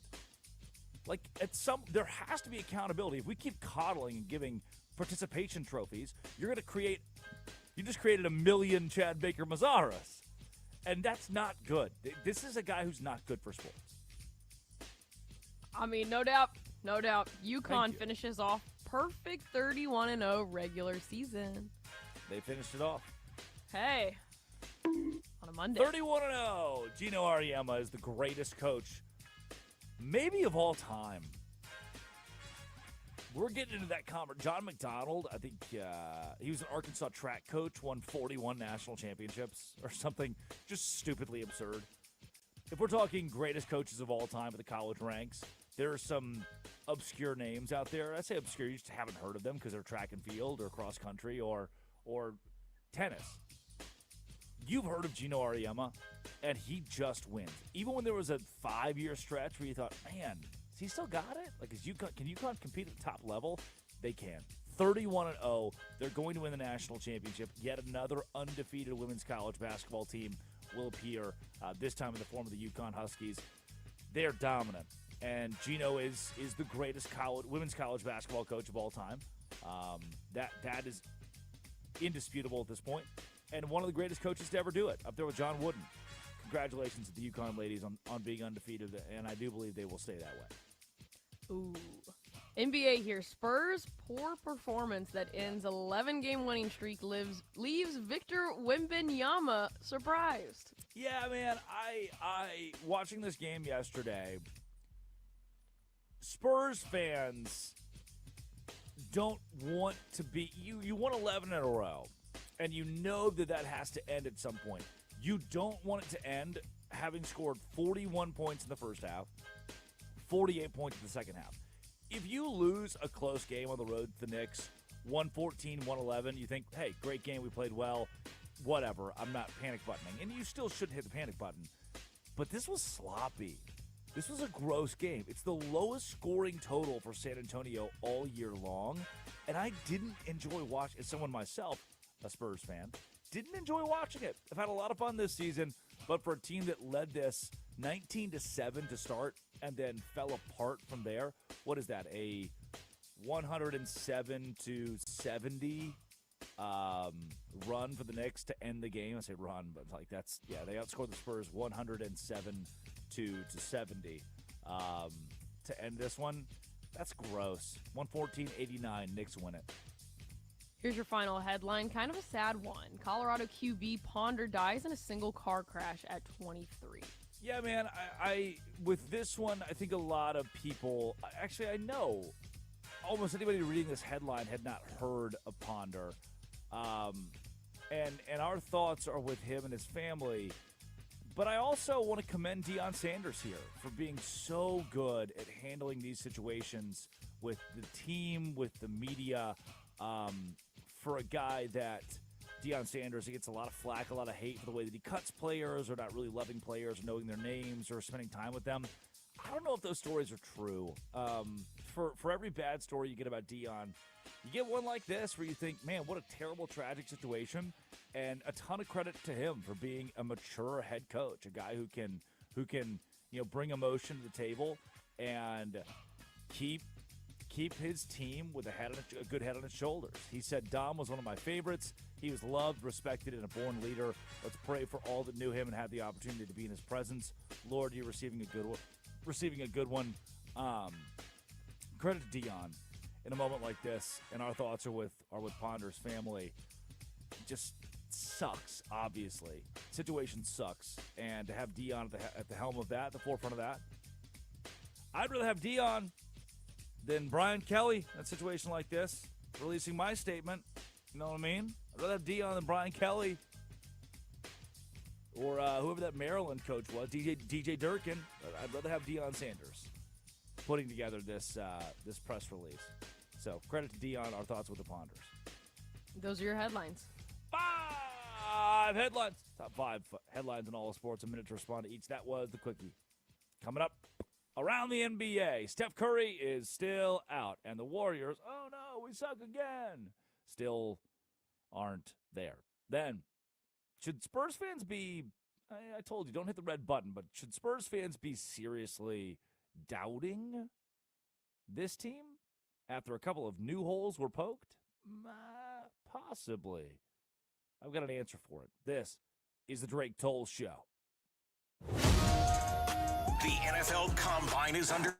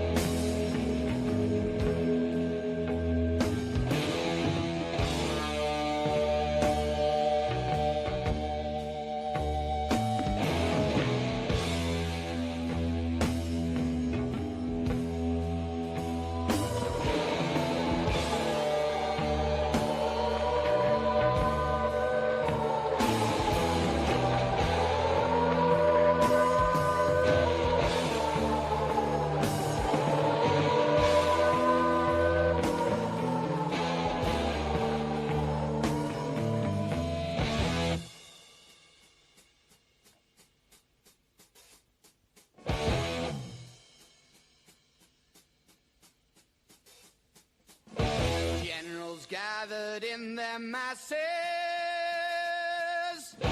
just like witches at black masses. Evil minds that plot destruction, sorcerer of death's construction.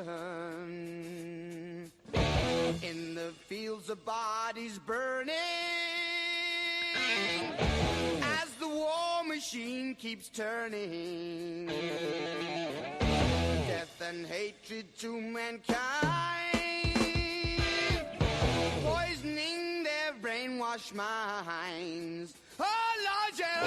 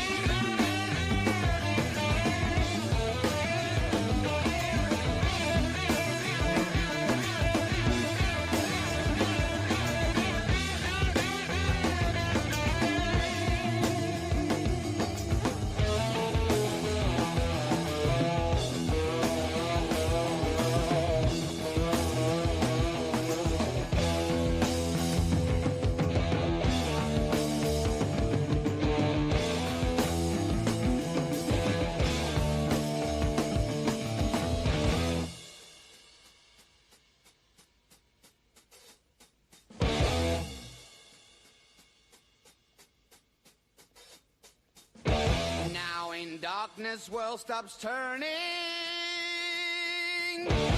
Ashes where the body's burning. No more war pigs have the power. And as God has struck the hour, day of judgment, God is calling.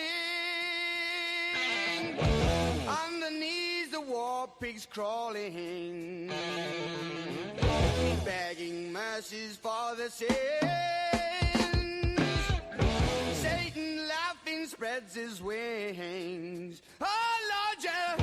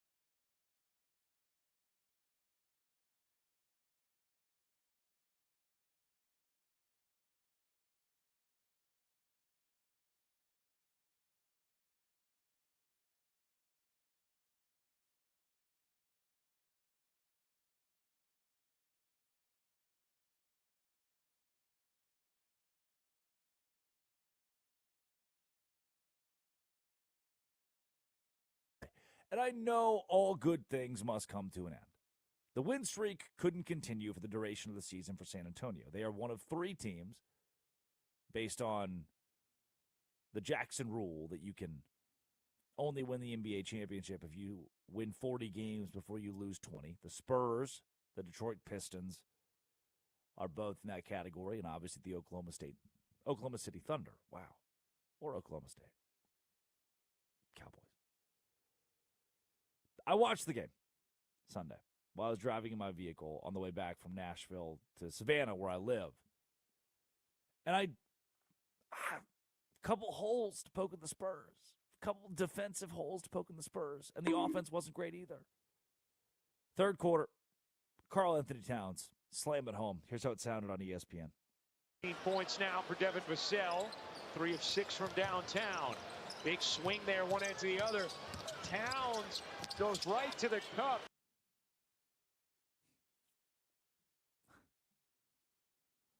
I mean, who? All right. Let's. We're done. Stop. Everybody, stop. Who? Where do these highlights come from? Can I say something? I did listen to these ahead of time, and I wanted to mess with you. I'm sorry. Who do these come from? It literally does come from like this company that we outsource, I guess. I don't really know We how it pay works. them to cut highlights, and that. Hold on, Curtis. I can't believe this is happening right now. I can't believe that I show up to work today. Oh my God. I show up to work today. And Addie says we have highlights from the NBA last night. Actually, I did not. Okay, I'm like, great, awesome. The highlights come in right at the beginning of the show. It's like it's hard. It's going to be hard to listen to them by the time we play them. But we trust that the people are paying to make highlights. Surely they'll be high-level highlights. Westwood One Sports. So I see Karl Anthony Towns dunk in the third quarter. But yeah, all right, must be a pretty good call. The Knicks are building momentum. Oh my God, could you play it again? Play it again, Curtis. 15 points now for Devin Vassell. 3 of 6 from downtown. Big swing there, one end to the other. Towns goes right to the cup. That's it. That's the whole. Maybe this is. I have a hot take. Maybe this is a reflection of the NBA itself. Oh my gosh. I'm going to pull a Nick Costos. I'm going to crash out. I cannot believe. Here's how it sounded on ESPN. Man, what a dweeb I am. Dribble, dribble, squeak, squeak, dribble, dribble. Towns, good. That's the highlight. It's like last week when we played the record break. Guy broke a record, a freshman scoring record, and ESPN just shoots it. It's good. That's 4-second highlight. This Fine. is good. This is good for our idiot of the day conversation. Whatever the hell We'll lead this into is, Wemby, poster, dunk, third quarter to pull the Spurs within 9. They still had a chance late in the third period. Spurs return timeline. Here's Wembanyama. Look out! My goodness! The lefty hammer at the Mecca. Much better. Far, far better. That rocks. I can work with that. Not squeak, squeak, squeak, squeak. Towns. Yeah.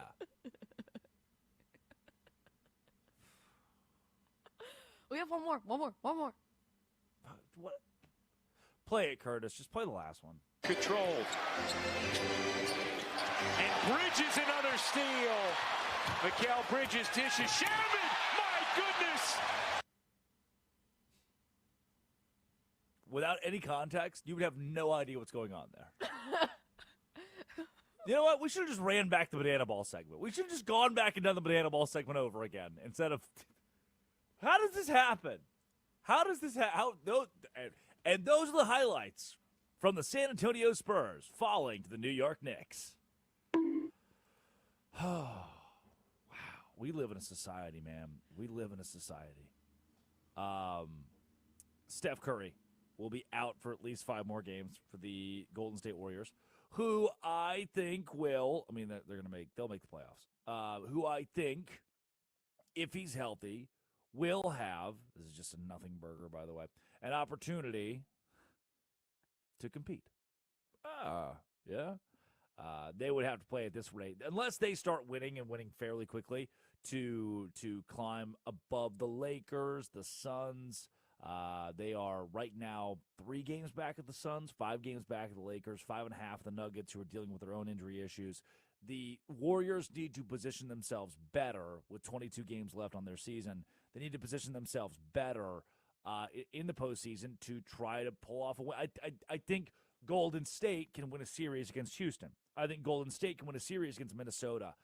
If Denver's injury issues continue, they can win a series.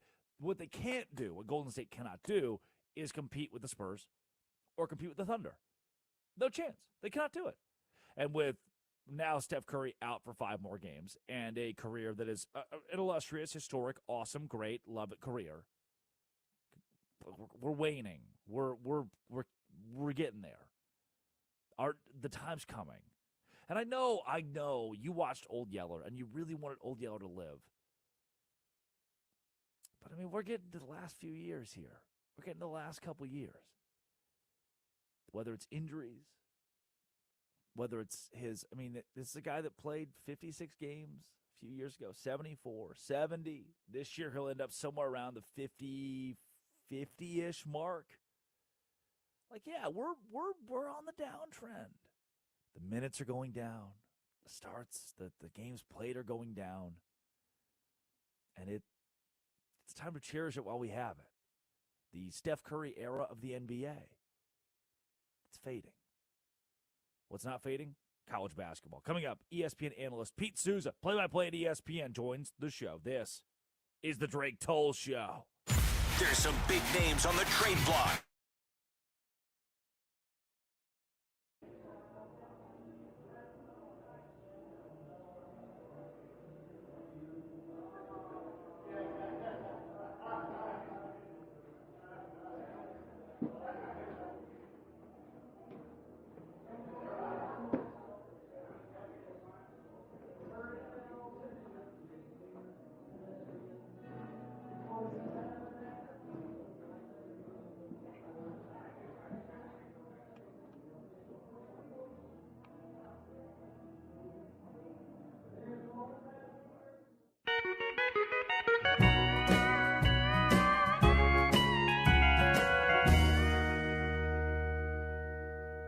She just caught the Jamestown ferry.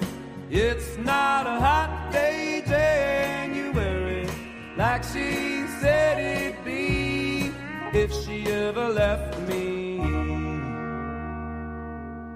A case of gone was all she carried as she got on the Jamestown ferry. And she said that gone was all she'd ever be. I didn't think that she'd leave me after saying how much she'd need me, but the fact still remains. I'm sitting there all alone, missing the loving of my baby. Lord, it's about to drive me crazy. She was the sweetest piece of ever I've ever known. She just caught the Jamestown ferry. It's not a hot day, January, like she said it'd be if she ever left me. A case of gone was all she carried as she got on the Jamestown ferry. And she said that gone was all she'd ever be.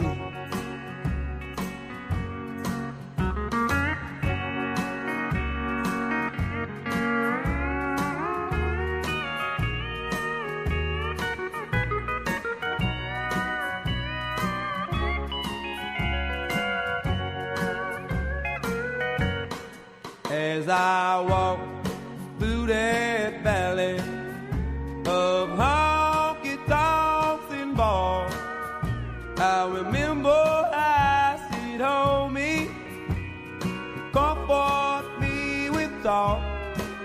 She didn't cuss with every breath. She had a soothing southern drawl, made me feel like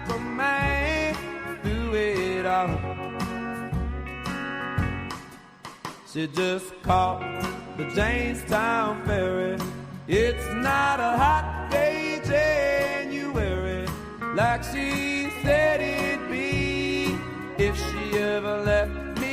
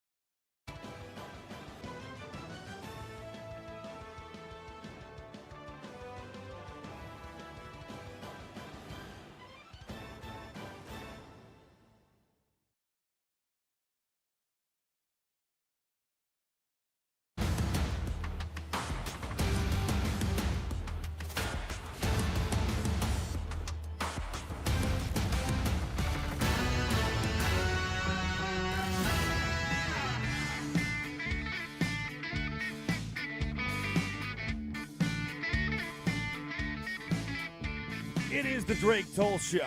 Drake Toll with you from the Savannah Bananas organization. Locked on Big 12, Amazon Fire TV's college football kickoff, and right here on Westwood One Sports, the Westwood One Sports app. You feel that you woke up today, the sun came out, and it felt like March again. It will be 72 degrees in Savannah, Georgia. My not bear, because that would be a violation of the law. My swimming trunked ass will be in the sand today. I almost did say bear, and that would have been weird. Public beaches are not places to do that unless you do want to be arrested. That'll happen today because it's March. The spring is. But what comes with March? It's March Madness. College basketball heats up, and this guy, ESPN play-by-play, loves long walks on the beach. He has read Christina Applegate's new memoir, cover to cover, and he stands at 6'5", a lean 195 pounds, has a mean jumper. Pete Souza joins the Drake Toll Show. Pete, my man, are we about to let Auburn, one win above 500, 5 wins below 500 in SEC play, into the big dance? Well, I tell you what, they could use Chad Baker-Mazara. Somebody could now because he's a free agent. Maybe he can come back over there and solidify the deal. And in today's college basketball, who knows if that's even a possibility. But I can promise you I will not be walking on the beach revealing downstairs today. Thank God for everybody. All right. Pete, I love that you. We had a pretty good discussion a few minutes ago about Chad Baker-Mazara and what that means for college basketball. Some guys walk into the sport. This is not new. Having players that you would consider, and it's kind of a label that I say that I would consider to be kind of that head case. Guys you talk about that need to grow up or mature somewhere. Baker-Mazara never caught that. Never had the right coach, the right situation for him to succeed off the court. Because on the court, monster. Total monster. It was the off-the-court stuff that's led to situations like this. Now USC, without him, they'll struggle to stay on the bubble and stay in the March conversation. But that Auburn Tigers team, what I'm trying to grasp here, and Pete, you cover the Big 12 very closely, how a West Virginia or a TCU, how they're getting less attention on that bubble conversation than, say, an Auburn that analysts like Lenardi have still hanging around the field of 68?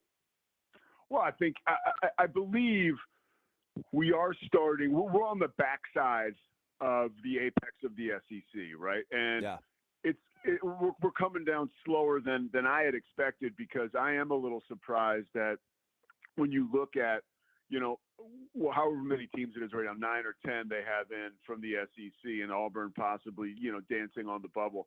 I think it'll be frustrating I think, what we saw last year from a blue blood like North Carolina, we could see this year for a school like Auburn. And what I'm meaning is, like, there's a little bit of a hangover from the SEC, and just how good they were last year. And I always say this, talking to anybody, man, we got to remember those are dudes in that room, and maybe there's a woman in there now. I'm not quite sure, a woman or two. I'm sure there are, but can't name them off the top of my head. But you hear what I'm saying? It's human beings, and if you have, there are going to be more people in that room.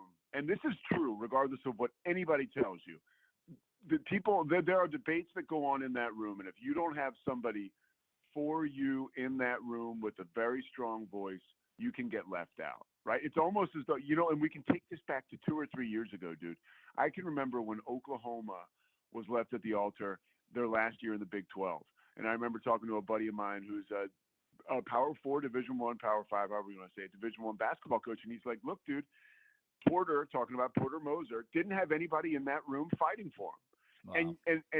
And the SEC, right, that is, and I think the Big 12 is the best college conference in college basketball. But as far as, like, who you have going to bat for you and the power of the SEC, there are people in that room that will be fighting for the Auburn Tigers, more so than they will be for TCU or West Virginia.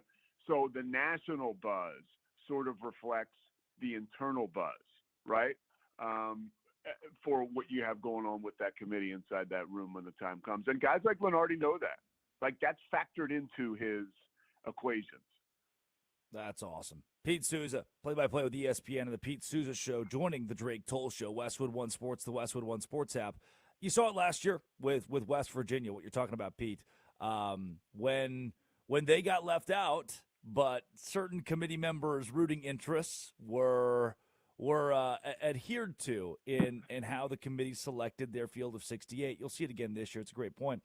And a point that, look, it might be a moot. We're talking about the 67th, 68th team that sneaks their way into the at-large here. If we're talking actual contenders, where is the cutoff out of that top 5, 6, 7, or does it even go that deep of teams that can genuinely win it all? I think we're way more top heavy in college basketball than we used to be, and I think everybody knows that, right? But I don't think. I think if you're a team like TCU or a team like West Virginia, I believe the teams like, let's say, Auburn, you mentioned it. This goes back to our discussion, right? Like today, Drake, if Auburn and TCU met in a basketball game, I would take Auburn all day. I would. I truly would, right? Because I just think they have better athletes. I think TCU, there's a lot of great stuff about TCU. They play their asses off, and Jamie Dixon's done another phenomenal job of coaching. But I think when you have a team from a Power 4 conference like SC or like Auburn going up against another Power 4 like TCU, I think that is the cut line, right? I think those teams there in today's college basketball, I would say a team like TCU has a shot at the Sweet 16 maybe. I would think Auburn, that's a team that can pack a punch and get hot, and who knows, the ball bounces their way, they're in the Final Four.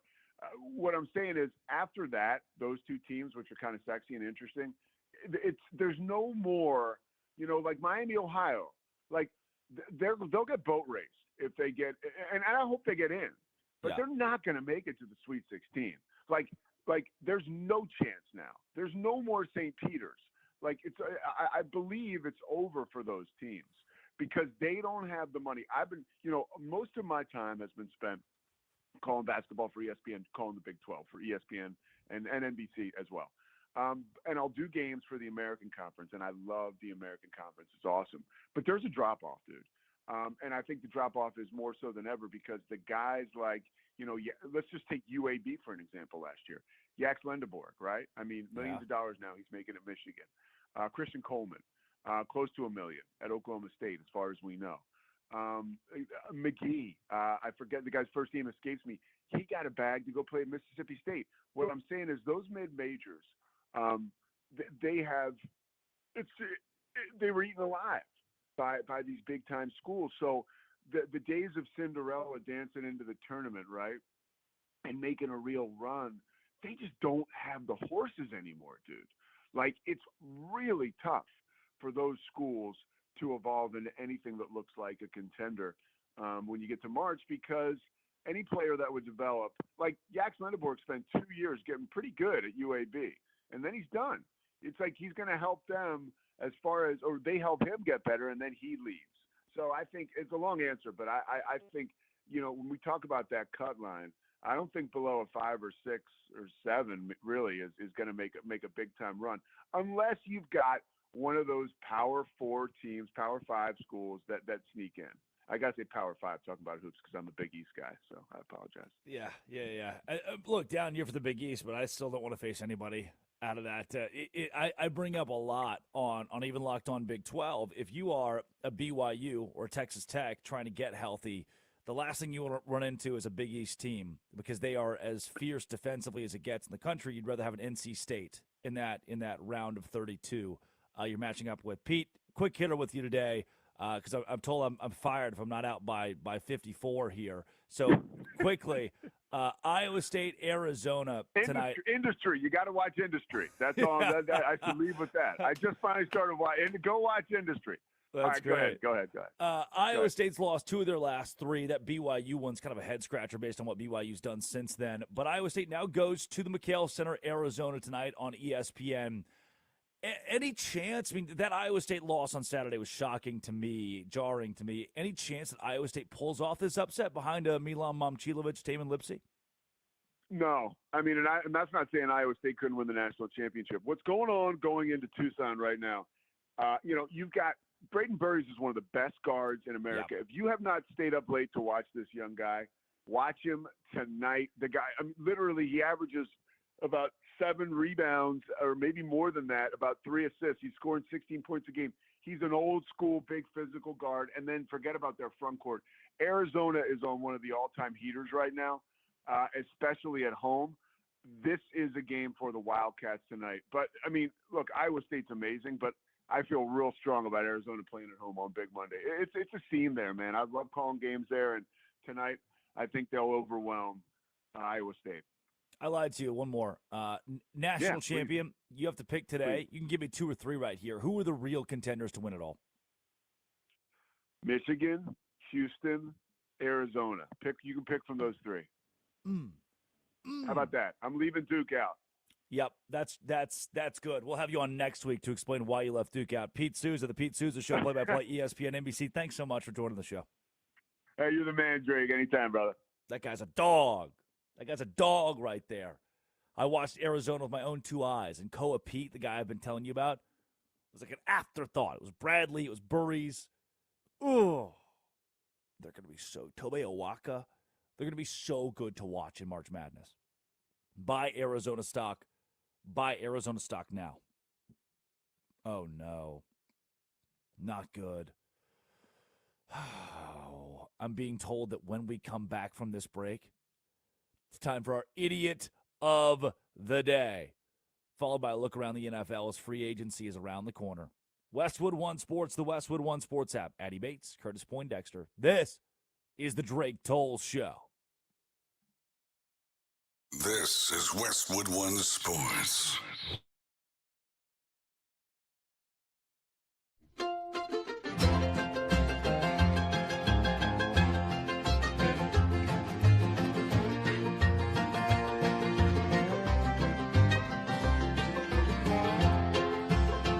In constant sorrow through his day,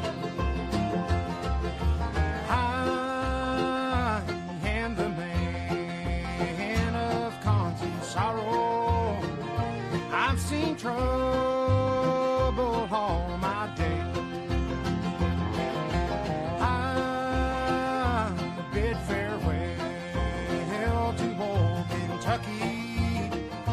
place where I was born and raised. The place where he was born and raised.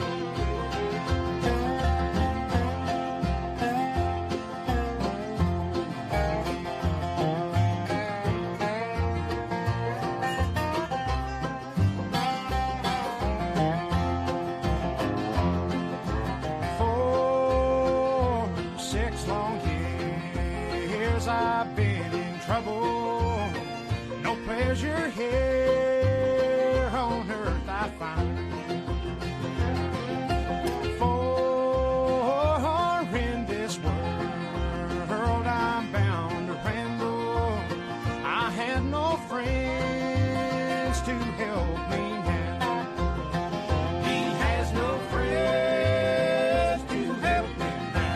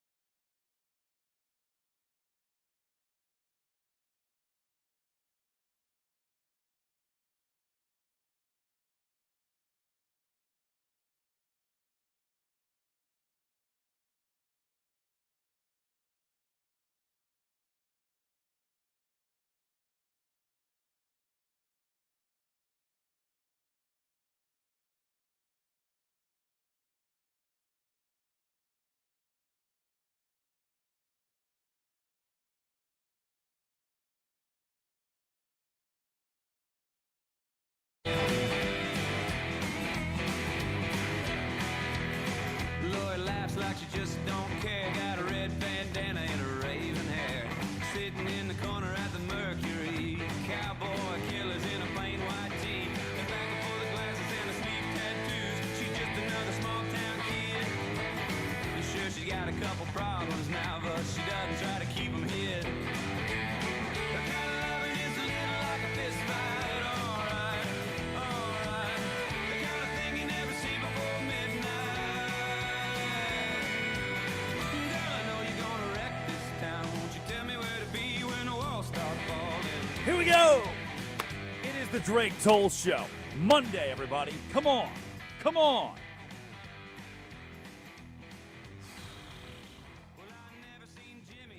The sun is shining into the electric shed.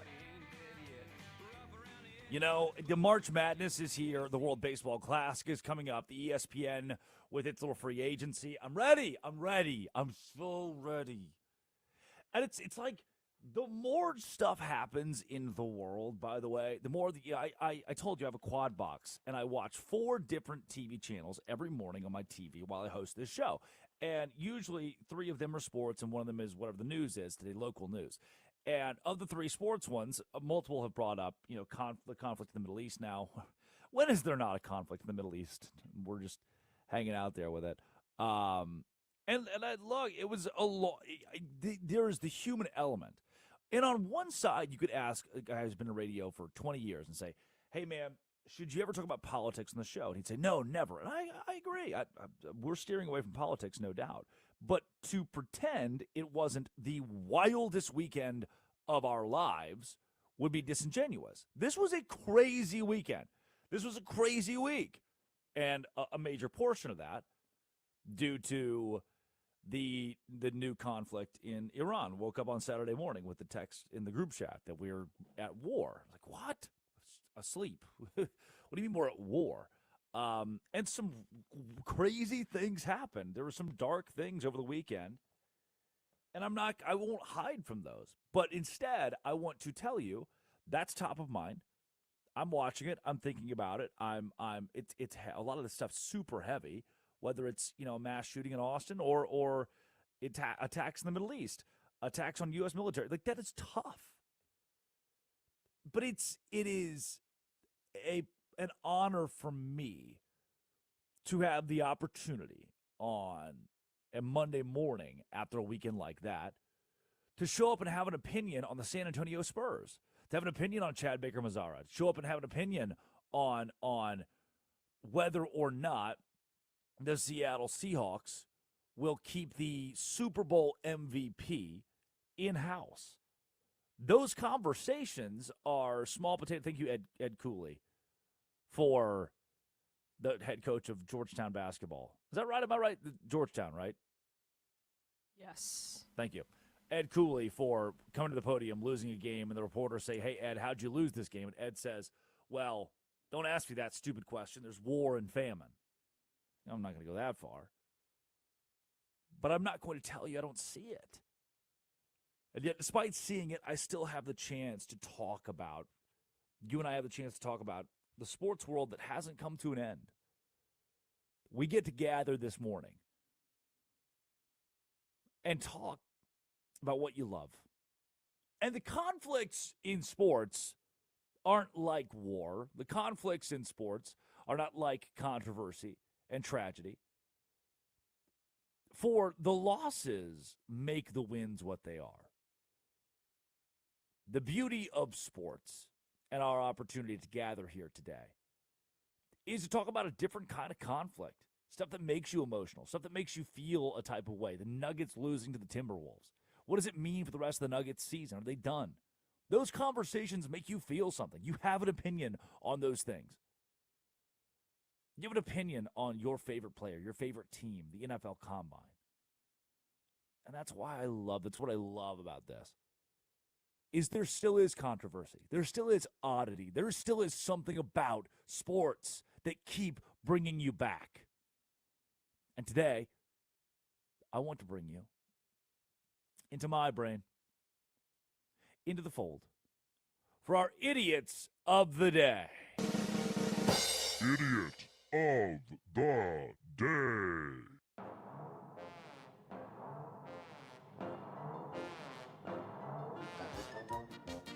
It's the idiot of the day, and it's Stomp and Tickle. Idiot number 1. the ESPN programming guide. Arizona State, Texas A&M played a college baseball game at the Amagi Bank, never heard of it, college baseball series. A game between a really good Arizona State team and a top 25 Texas A&M team was streamed on Flow Baseball, and 11.7 college baseball says, hey, dog, the game between Arizona State and Texas A&M should be on ESPN. There's no more Sunday Night Baseball. Just fill that ESPN slot with great top-end college sports. Instead, ESPN on Sunday ran indoor golf. ESPN2 was showing Believers, the Boston Red Sox story. And ESPNU was showing the Flying Tiger. I get it. There are some days in the calendar where things are a little bit slower. It's tougher to derive live sports, talk about it, show it on ESPN. This isn't one of those days. So can I? Oh no, Addie, can I do this? I'm going to do it anyway. There is a thing in radio that we do. It's called the Mount Rushmore, and anybody who's been in radio knows what the Mount Rushmore means. It means the date is July 13th, and there's nothing else in the world to talk about. You can't just do MLB for 3 hours. It's July 13th. You're bored out of your mind, and you need something to wax poetic about. So what do? Your first inclination is Mount Rushmore. Hey, welcome to the Drake Toll Show. July 13th, Monday morning, 6 a.m. and 2 seconds. Mount Rushmore of chain pizza restaurants. Addie, you're a big Hideaway Pizza guy. Like, that's what we do in radio, is when we're bored and we have nothing else to talk about, we create Mount Rushmores. We draft things. We do things. We try to get creative in that way because hopefully you latch onto that conversation. If you're turning on the radio right now, if you're turning on the TV right now and we're Mount Rushmoring, people complain sometimes. Oh, there's not a lot going on. There's not a lot going on in sports right now. This is not one of those times to complain. It's not one of those times to have Flying Tiger or Believers, the Boston Red Sox, on your national network. If right now we're strapped for conversation, strapped for live sports, we've got a serious problem. If we're Mount Rushmoring right now, and by Mount Rushmore, I mean ESPN showing indoor golf, the Boston Red Sox story, and the Flying Tiger, that's a problem. Idiot of the day, Sharon Moore. Ooh. This one's bad. Allegedly. Sharon Moore sends these Snapchats, which, if we've learned anything about Snapchat screenshots from our good buddy Lane Kiffin, they can be damning. Sharon Moore, allegedly, in leaked Snapchat messages, sent the following to a co-ed. Ha ha ha. Hi. You up? To which she responds, what's up? Just waking up. Sharon says, allegedly, get up. I have a room and I need to get orally stimulated right now. All right. What? Do you want me to say the other word? Do you want to say what he actually said? Exactly. No, I was just maybe like, he's, so that's okay. Keep going. That could mean kiss, by the way. Hello? Drake Toll. It could mean kiss. All right, Drake Toll. I have a room. I need to get some action now. How long? This is still him. How long? Get up. Here's the address. Always doing this. What's your excuse now? And then allegedly continues the conversation with, yo, man, this is wild. You playing games, right? Then there's a missed call, allegedly from Sharon Moore. Followed by, yo, have a good night. Tried to call, no answer. I really can't keep doing this. This cause it is always something like you don't. All me. Then I call back. It is a no answer. What is going to be the excuse of why you can't answer the phone? He then sends freaking out right now. I want you. I want you. I pass out. I want you. Allegedly. Now, look. If you posted these screenshots on Twitter and said, new screenshots leaked from Tim Tebow, I'd think, no, I don't think so. I'm reading this. I don't see Tim Tebow doing this. Maybe something nefarious. I don't know, but not this. You tell me Sharon Moore sent these Snapchats? Yeah. Based on the character, the reputation, what we've learned here recently, these alleged screenshots might be real. They could be. They could be.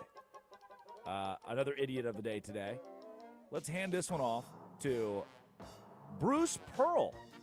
Here is what Bruce Pearl had to say about Miami of Ohio, the nation's only undefeated team.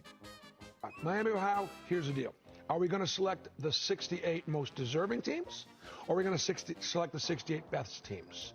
If we're selecting the 68 best teams, then Miami, Ohio is going to have to win their tournament to qualify as a champion. Because as an at-large, they are not one of the best teams in the country. And that's going to be a difficult choice for the committee to make. Here's a question that I have for the group here. What is more valuable, the conference tournament or the regular season, winning out the regular season? I think it's regular season. Right. Because I think you got a larger body of work. I think they play well, but the unfortunate part of being a mid-major is you got to handle your business not only in conference but also in tournament play. Yes. My son played at the University of New Mexico, and they actually snuck in and won the conference tournament. And that throws off everybody. And they win and they lost to Clemson. But at the end of the day, I think you just got to take care of your business if you're a mid-major team. Yeah. I don't know if the 0 at the end of the season makes a difference unless they win out their conference. Because here's why it's crazy. The MAC has not had multiple teams, multiple bids since 98-99. So that's almost 30 years ago. And the strength of schedule for Miami of Ohio, 321st. It doesn't look good when we're weighing resumes, which is what's happening with the bubble talk right now. You mentioned New Mexico. Correct. They're one of those first 4 in, first 4 outs. These are always a little deceiving because you don't know who the first 8 in or the last 8 out are. But what is this moment like, this bubble time? I know you're thinking about this right now with your son as well. With all Yeah, I mean, you got to play your way in or you're going to lose your way out. It's just that simple with all these teams. And Mash, to your question, for the mid-majors and low majors, it's all about the tournament because they recognize there's only going to be a 1-bid league. For the rest of the leagues, it's all about the grind of a regular season championship, and I think that's what matters most. No. A team in our great country, in America, in the United States, where I love, has gone 29-0. They've beaten every single team in front of them. And they continue to do it with a new leading scorer every night. How do you come into a studio and say, hey, I think Miami of Ohio, 29-0, should be left out? I think the only way they should get in is if they win their conference tournament. So they need to win 3 games in a row in the MAC tournament. Otherwise, you don't want them in March Madness. They win 31 games in a row in the regular season. That doesn't matter to you. Winning those games does not matter. All that matters is winning those 3 at a neutral site in one weekend. And if they slip up just once, you're not going to let them in the big dance as a one-loss team. They're 29-0. Their next 2 games, Toledo at home, Ohio on the road. The Ohio road game will be tough. That's an interesting one. But if they finish 31-0, you cannot leave them out. You can't leave them out for losing a game in their conference tournament but going unscathed the rest of the year. Now, on the flip side of that, their strength of schedule is not great. They're playing the MAC. Their non-conference, Arkansas Pine Bluff, UNC Greensboro. Their best win might be a true road game at Air Force. Maybe a game at Eastern Kentucky. It's not, I know, it's not great.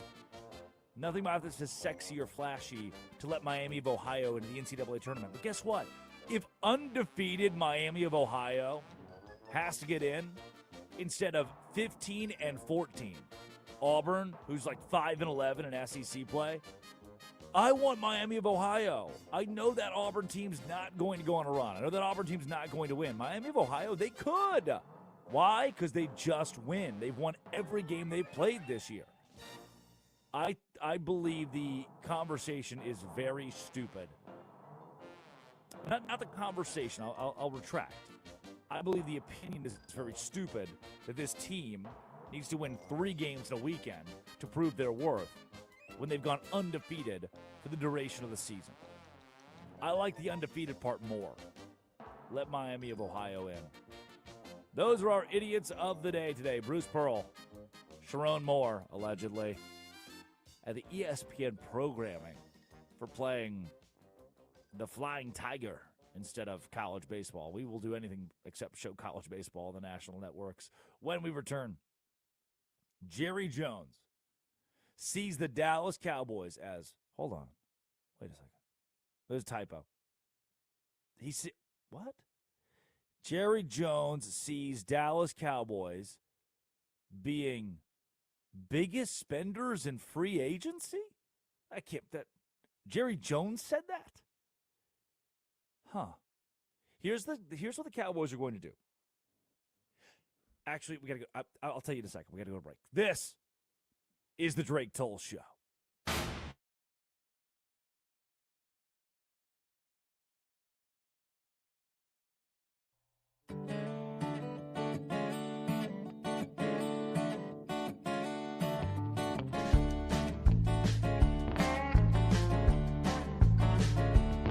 Oh, Lexington's a city, but it ain't so big, it freaks me out.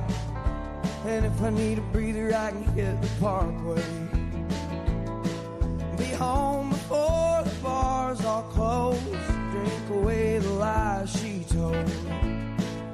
Think about the days she was a pure-eyed child, a rodeo queen, high school lover in a badass Jeep, far from the eyes of a watchful town. Mama didn't need to know. Good corn liquor to shake this cold, and good heart loving on a gravel road. Juliet, won't you crawl outside your window and dance in the arms of your redneck Romeo?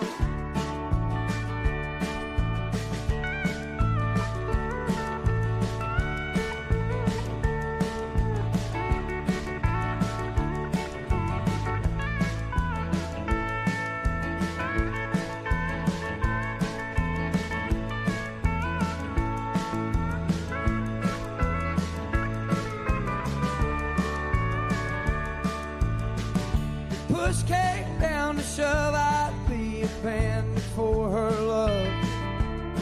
Shoot sharp and walk away. She was good before she changed her name, and I bet that ain't all that's changed. Goddamn, I remember the nights. I was a young punk kid from a dried up town, Cold Car County full of hunting hounds. She was the one who kept those boys at bay. Her high heels and my red wing boots, cutting couches in the living room. Juliet, won't you crawl outside your window and dance in the arms of your redneck Romeo?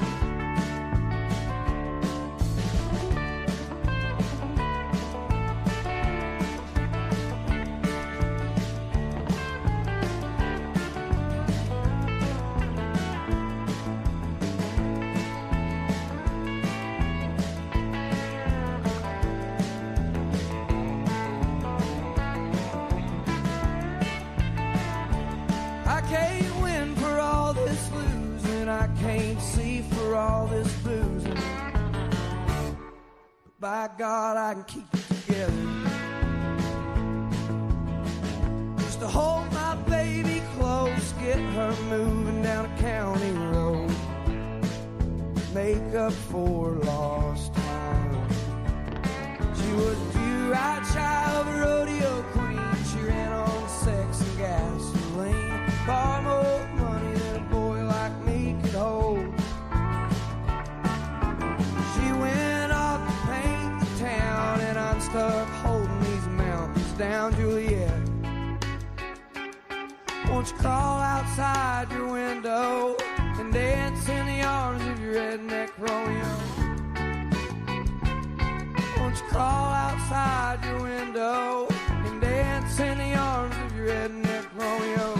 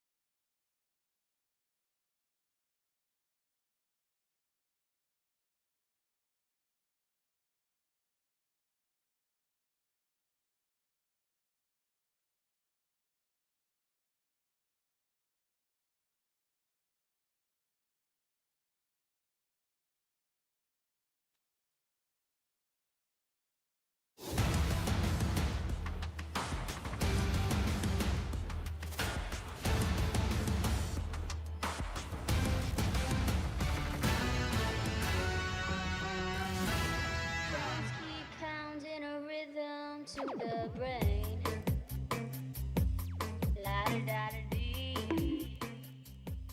La-da-da-da-da. Brain? It's the Drake Toll Show. Westwood One Sports, the Westwood One Sports app. Can I say something that's a bit controversial here? Absolutely. Permission granted? Yeah. The song was stuck in my head this morning of War. What is it good for? I thought, nothing. Cool. That's what I said. And so I was like, all right, we'll play that as a rejoin because it's just a banger of a song. It's catchy. And I thought, no. Probably wouldn't go over well. Why? I would think the majority of people agree that it's not great. Nothing. But then some people will say the war is necessary. You know, it's a political thing. You could be on either side of the war aisle here. Yeah. So if we played a bunch of Vietnam, like Your Flag Decal Won't Get You Into Heaven Anymore is a John Prine song that what's the Credence? Yeah, there's like there are a ton of Vietnam songs that are just He popular ain't heavy. for being, He's my brother. For being war songs or Vietnam songs. I think if we played those, I don't know, you know. So I really wanted to play it because it's just a catchy song, and I thought, could send a message. And I'm not trying to send a message. I don't want to have to explain myself, and now I'm explaining myself either way. Who sings it? What is it good for? Oh. Who sings it? Edwin Starr. Okay, good to know. That's great. That's great knowledge. You know what's better knowledge? Absolutely nothing. The next 53 days. Actually, this is supposed to be yesterday, so 52 days. World Baseball Classic. We're a day away. Addie, who are you rooting for in the World Baseball Classic? The United States of America and Mexico. Mike Eruzione. Winthrop, Massachusetts. Who do you play for? United States of America. Tingus Pingus. Lativia. That'll be all, boys. March Madness. 15 days away. That's so soon, too. Basketball. Opening day, Major League Baseball. 24 days away. The Masters, 38 days away. The NBA playoffs, 43 days away. The Stanley Cup playoffs, 47 days away. The NFL draft, 52 days away. That's good, man. The next 2 months are sports. And you'll be able to hear all of it right here, Westwood One Sports, the Westwood One Sports app. Absolutely nothing. In the NFL, the Dallas Cowboys are Dallas Cowboying. But not nearly as hard as usual. They actually are competent. Yes, that's right. I said Dallas Cowboys and competent in the same sentence, or at least group of sentences. I think the Dallas Cowboys will finally compete. And now you can call me an idiot for believing such. And maybe I am the fool. Maybe I am the fool for that belief, for hope. Maybe it is hope that kills us all in the end. The 7-win, 9-loss, 1-tie Dallas Cowboys being good next season because Jerry Jones is going to spend in free agency. That is a belief that has plagued Cowboy fans for 30 years. This is the year, man. Jerry said he's going to spend. He said he's going to do it. Jerry's finally going to buy his team. This might be the opportunity for Jerry Jones to finally put together. There were pieces there. The offense was maybe the best offense in the NFL in 2025. The offense was incredible. Dak had one of the best seasons of his career and has proven to be a substantial quarterback in the National Football League. But he can't even get to the postseason consistently, much less win a game there. He did beat Tom Brady that one time. So now it makes you wonder, what's going to be different this year? Well, Jerry Jones said explicitly, the Cowboys will be a bigger spender in free agency. The quote from Jones, I really can't accept just the thought of winning one Super Bowl and then what? Jones said Friday night from the NFL Combine. I've got more time on my clock than that in my mind. And so I don't see it that way. I see a chance to put a team together and basically be knocking at the edge and get another one or get a chance at another one. What the Dallas Cowboys need to do then is something revolutionary.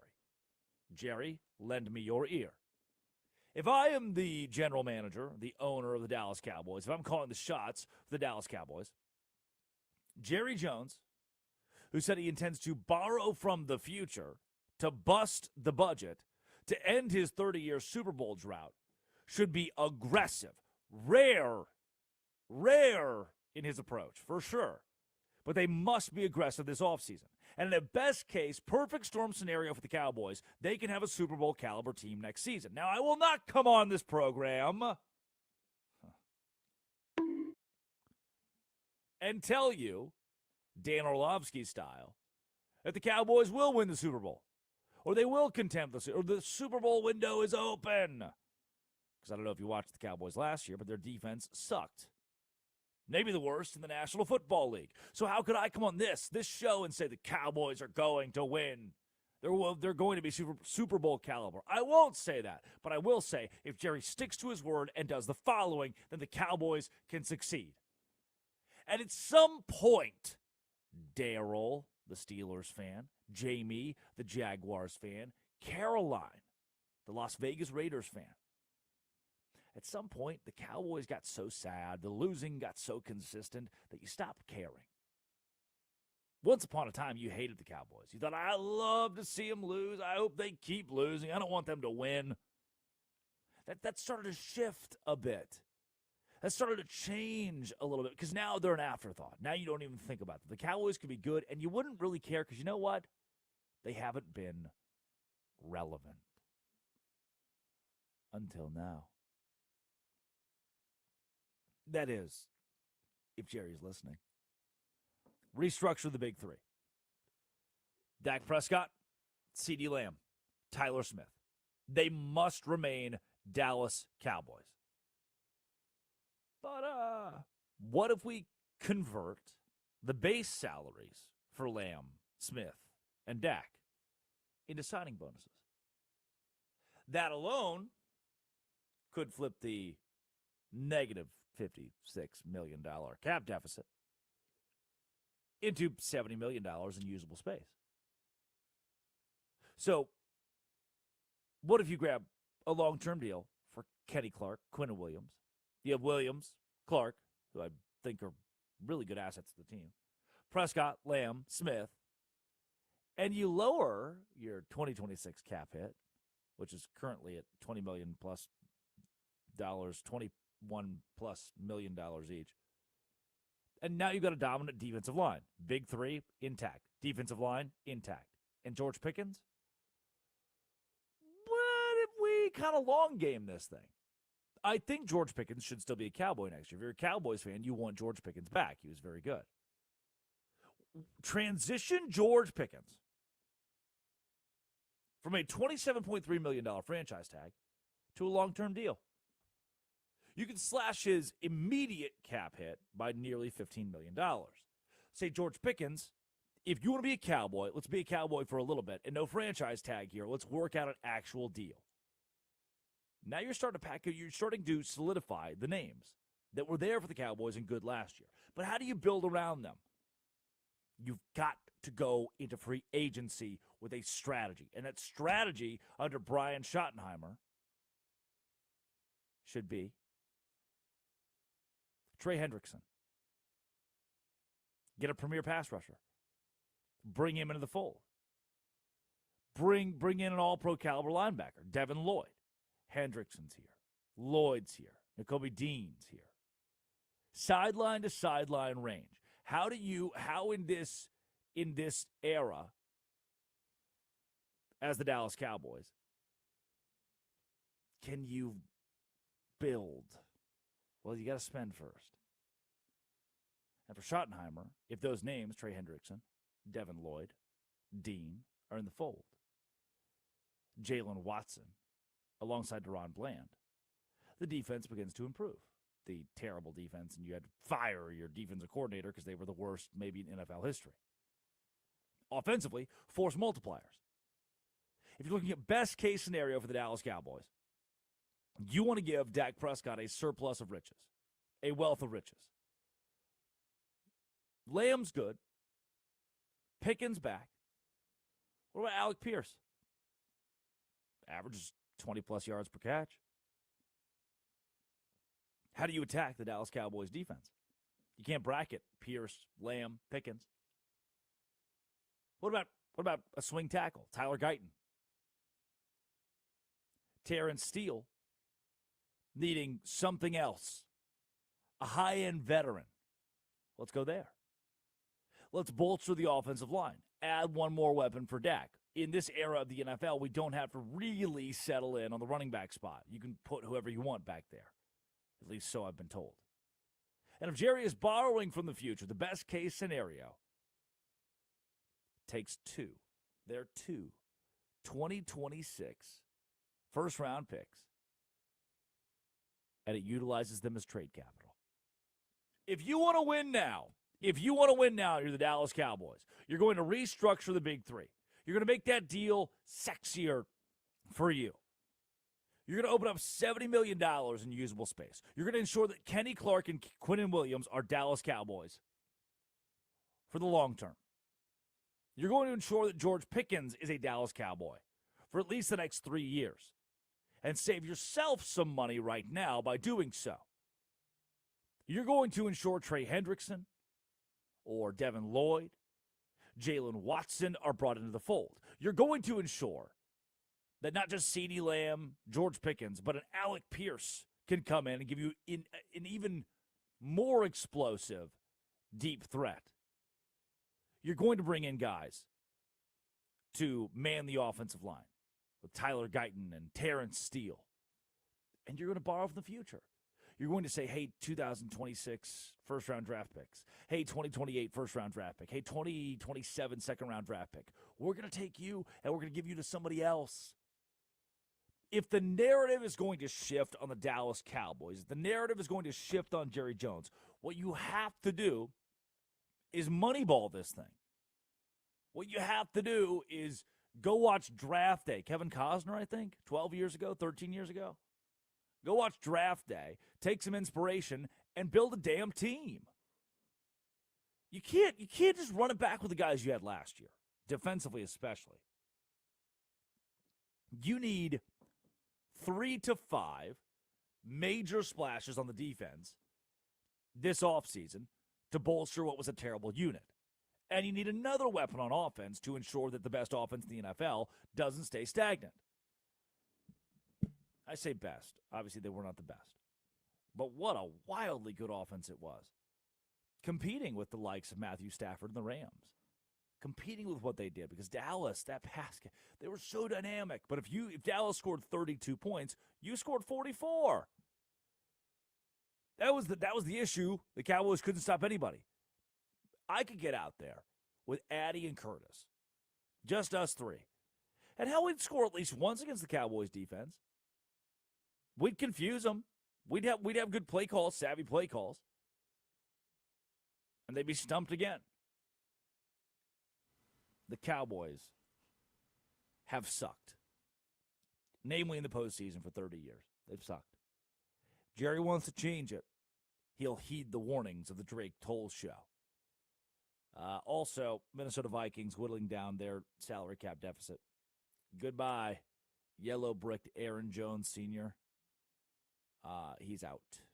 Or they'll trade him. That's the name to know.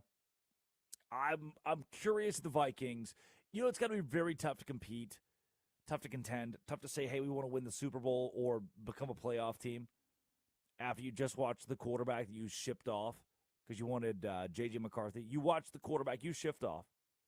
You ship him, you get McCarthy. You see that quarterback win the Super Bowl, and you think, oh, damn, that was our guy. We could have brought him back, but instead he won the Super Bowl with somebody else. It takes a bit to recover from that. It makes you think about tanking. It makes you think about going into rebuild mode. The Vikings could do that. I might be looking at it right now. I'm staring down the barrel of it. When we come back, college basketball was nuts on Saturday. It'll get even crazier tonight with a top 5 matchup in Tucson, Arizona. And Jackie Bradley Jr. did the unthinkable. That's right, the World Series champion. Did the unthinkable this weekend. I'll tell you what it was. This is the Drake Toll Show. The NFL Combine is underway. GMs are meeting, and trade season has officially spawned.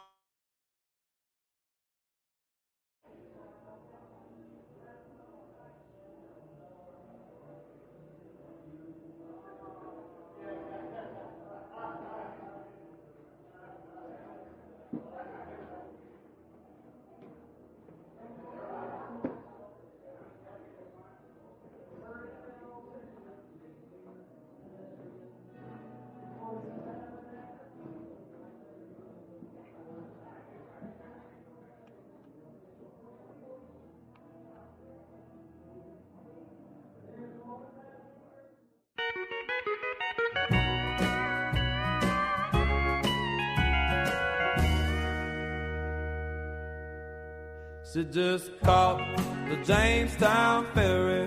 It's not a hot day, January, like she said it'd be if she ever left me. A case of gone was all she carried as she got on the Jamestown ferry. And she said that gone was all he'd ever be. I didn't think that she'd leave me after saying how much she need me, but the fact still remains. I'm sitting there all alone, missing the loving of my baby. Lord, it's about to drive me crazy. She was the sweetest piece of ever I've ever known. She just caught the Jamestown ferry. It's not a hot day, January, like she said it'd be if she ever left me. A case of gone was all she carried as she got on the Jamestown ferry. And she said that gone was all she'd ever be.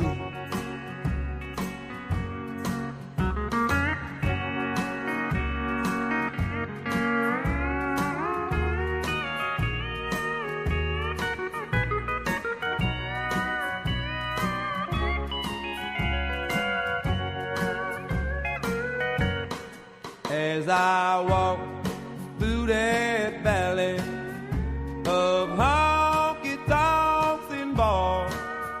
I remember I sit home me, comfort me with talk. She didn't cuss with every breath. She had a soothing southern dog. Made me feel like a man through it all. She just caught the Jamestown ferry. It's not a hot day, January, like she said it'd be if she ever left me.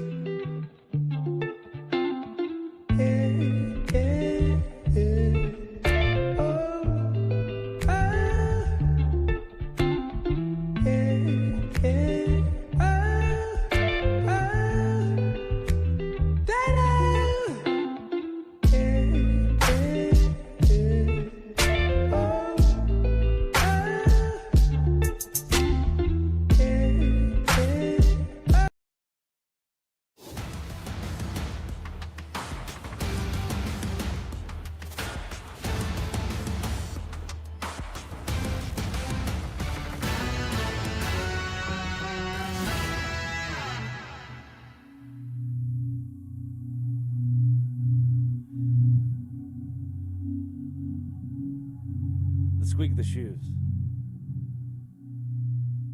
The bouncing of a ball.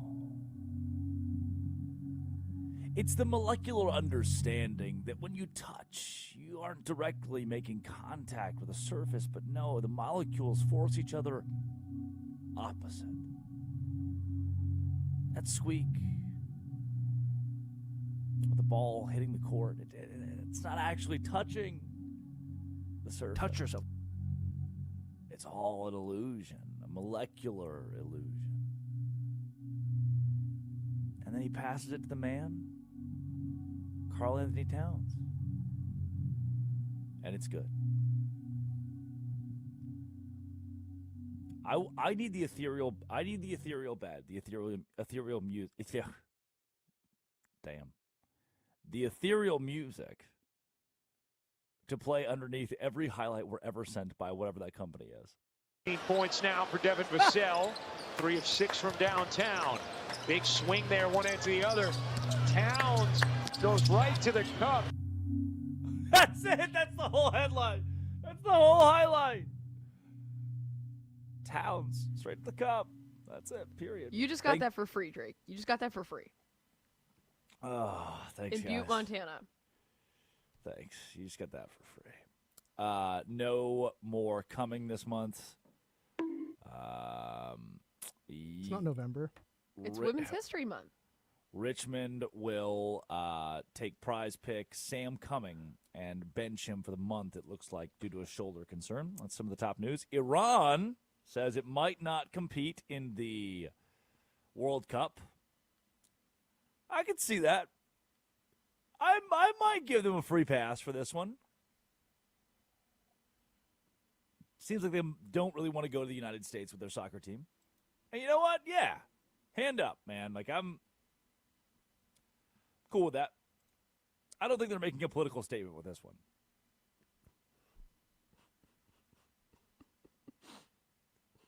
Joe Lenardi, Joey Brackets, has released his, again, another one of his bubble updates, and his update over college basketball. And this one has UCLA, Texas A&M, and TCU all in the NCAA tournament with a bye as well. Santa Clara, Auburn, Indiana, and New Mexico facing off in that first four. He says the bubble also includes San Diego State, Ohio State, California, VCU, Virginia Tech, USC, Cincinnati, Seton Hall. I don't see USC getting in. Cincinnati's a new one. That's pretty surprising, actually.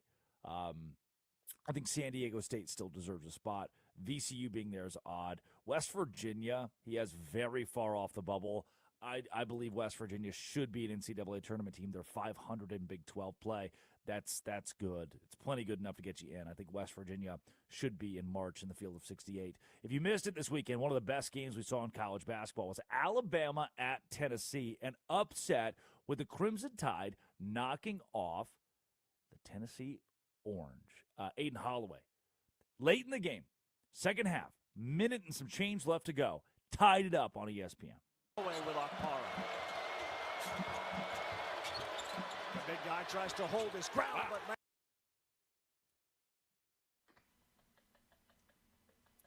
I hate it here, man. I cannot.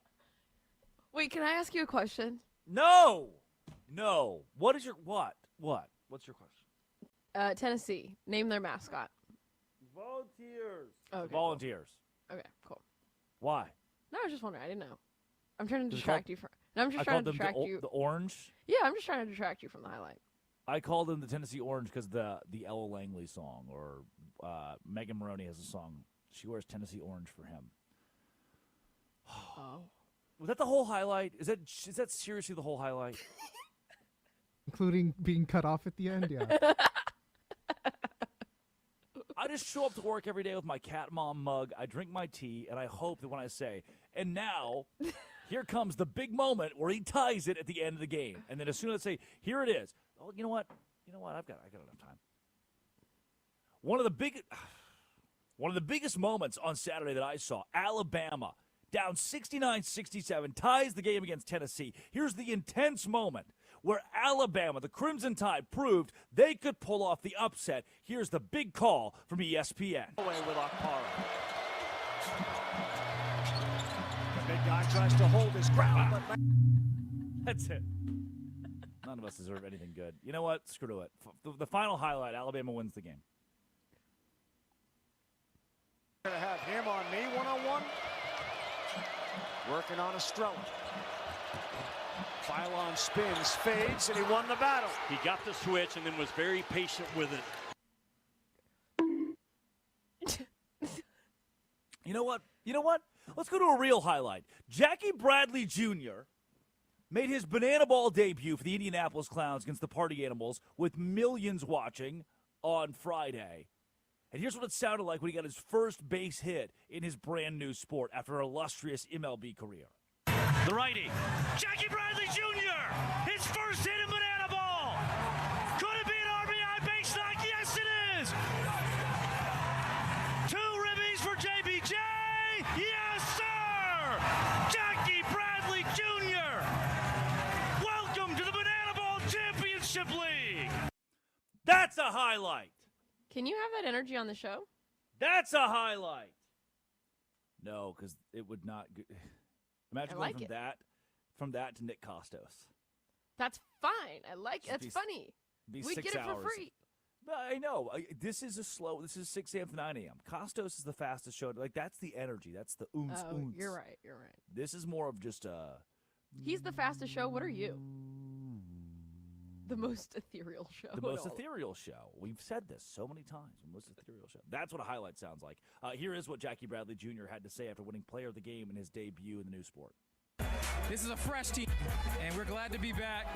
It's always good to start off with a win. Coming out here, seeing all the fans, seeing their excitement, seeing my teammates, how much they get behind one another. We're in this together. We're going to be competing all year, and we're excited to get this thing rolling. That was an unbelievable night from Jackie Bradley Jr. You know what? From now on, I'll take the highlights. I got this. Next man up. Why didn't you cut out that last part? Because I liked that. It's my friend Josh Talevsky. Okay. We should keep the ending parts in if it's our friends. No, we should keep the ending part in You gotta cut general. out when it's an actual call. I kept that in there because it gives the context at the end of, let's say somebody turned the radio on in the middle of that interview. It gives context of, oh, that's Jackie Bradley Jr. And what a night from him. It was really cool to see him. I had a good time. Are you having a good time? Yeah. It's Music Monday. Happy March Madness, everybody. Ready for Music Monday? Curtis, you ready? 5 songs. 5 seconds of each of the songs. Curtis and I will try to guess the artist and the song. Song number 1. Go.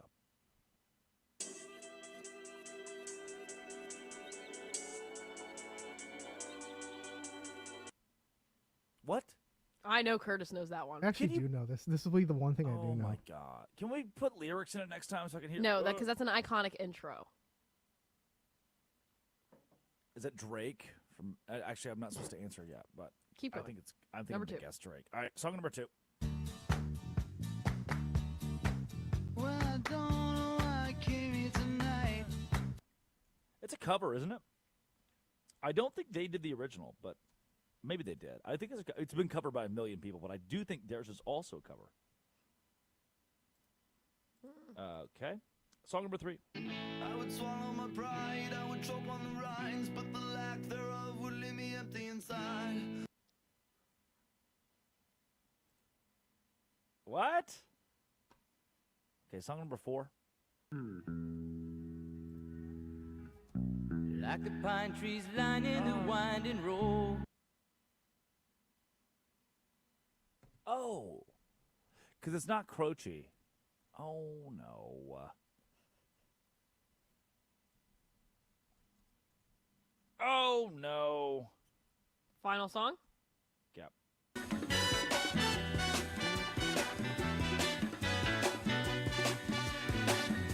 Hush not, child.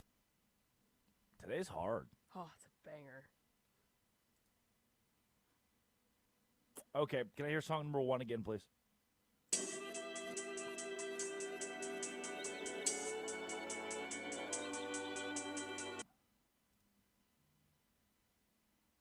Is it Lil Wayne?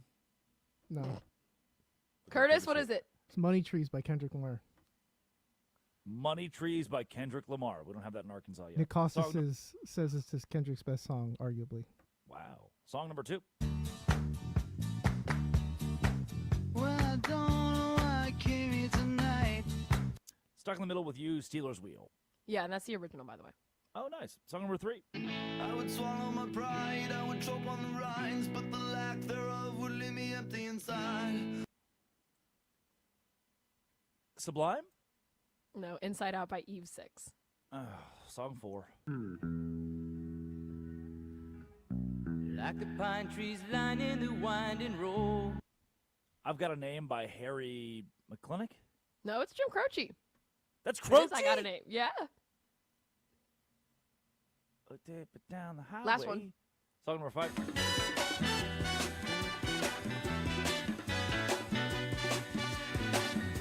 Hush not, child. All right, no idea. Move on up, Curtis Mayfield. Bang! Curtis Poindexter runs the board. Addie Bates produces. Armin Williams, Colin Jones, Bruce Gilbert. Thank you very much for hiring me. This has been and always will be Westwood One Sports, the Drake Toll Show. This is Westwood One Sports.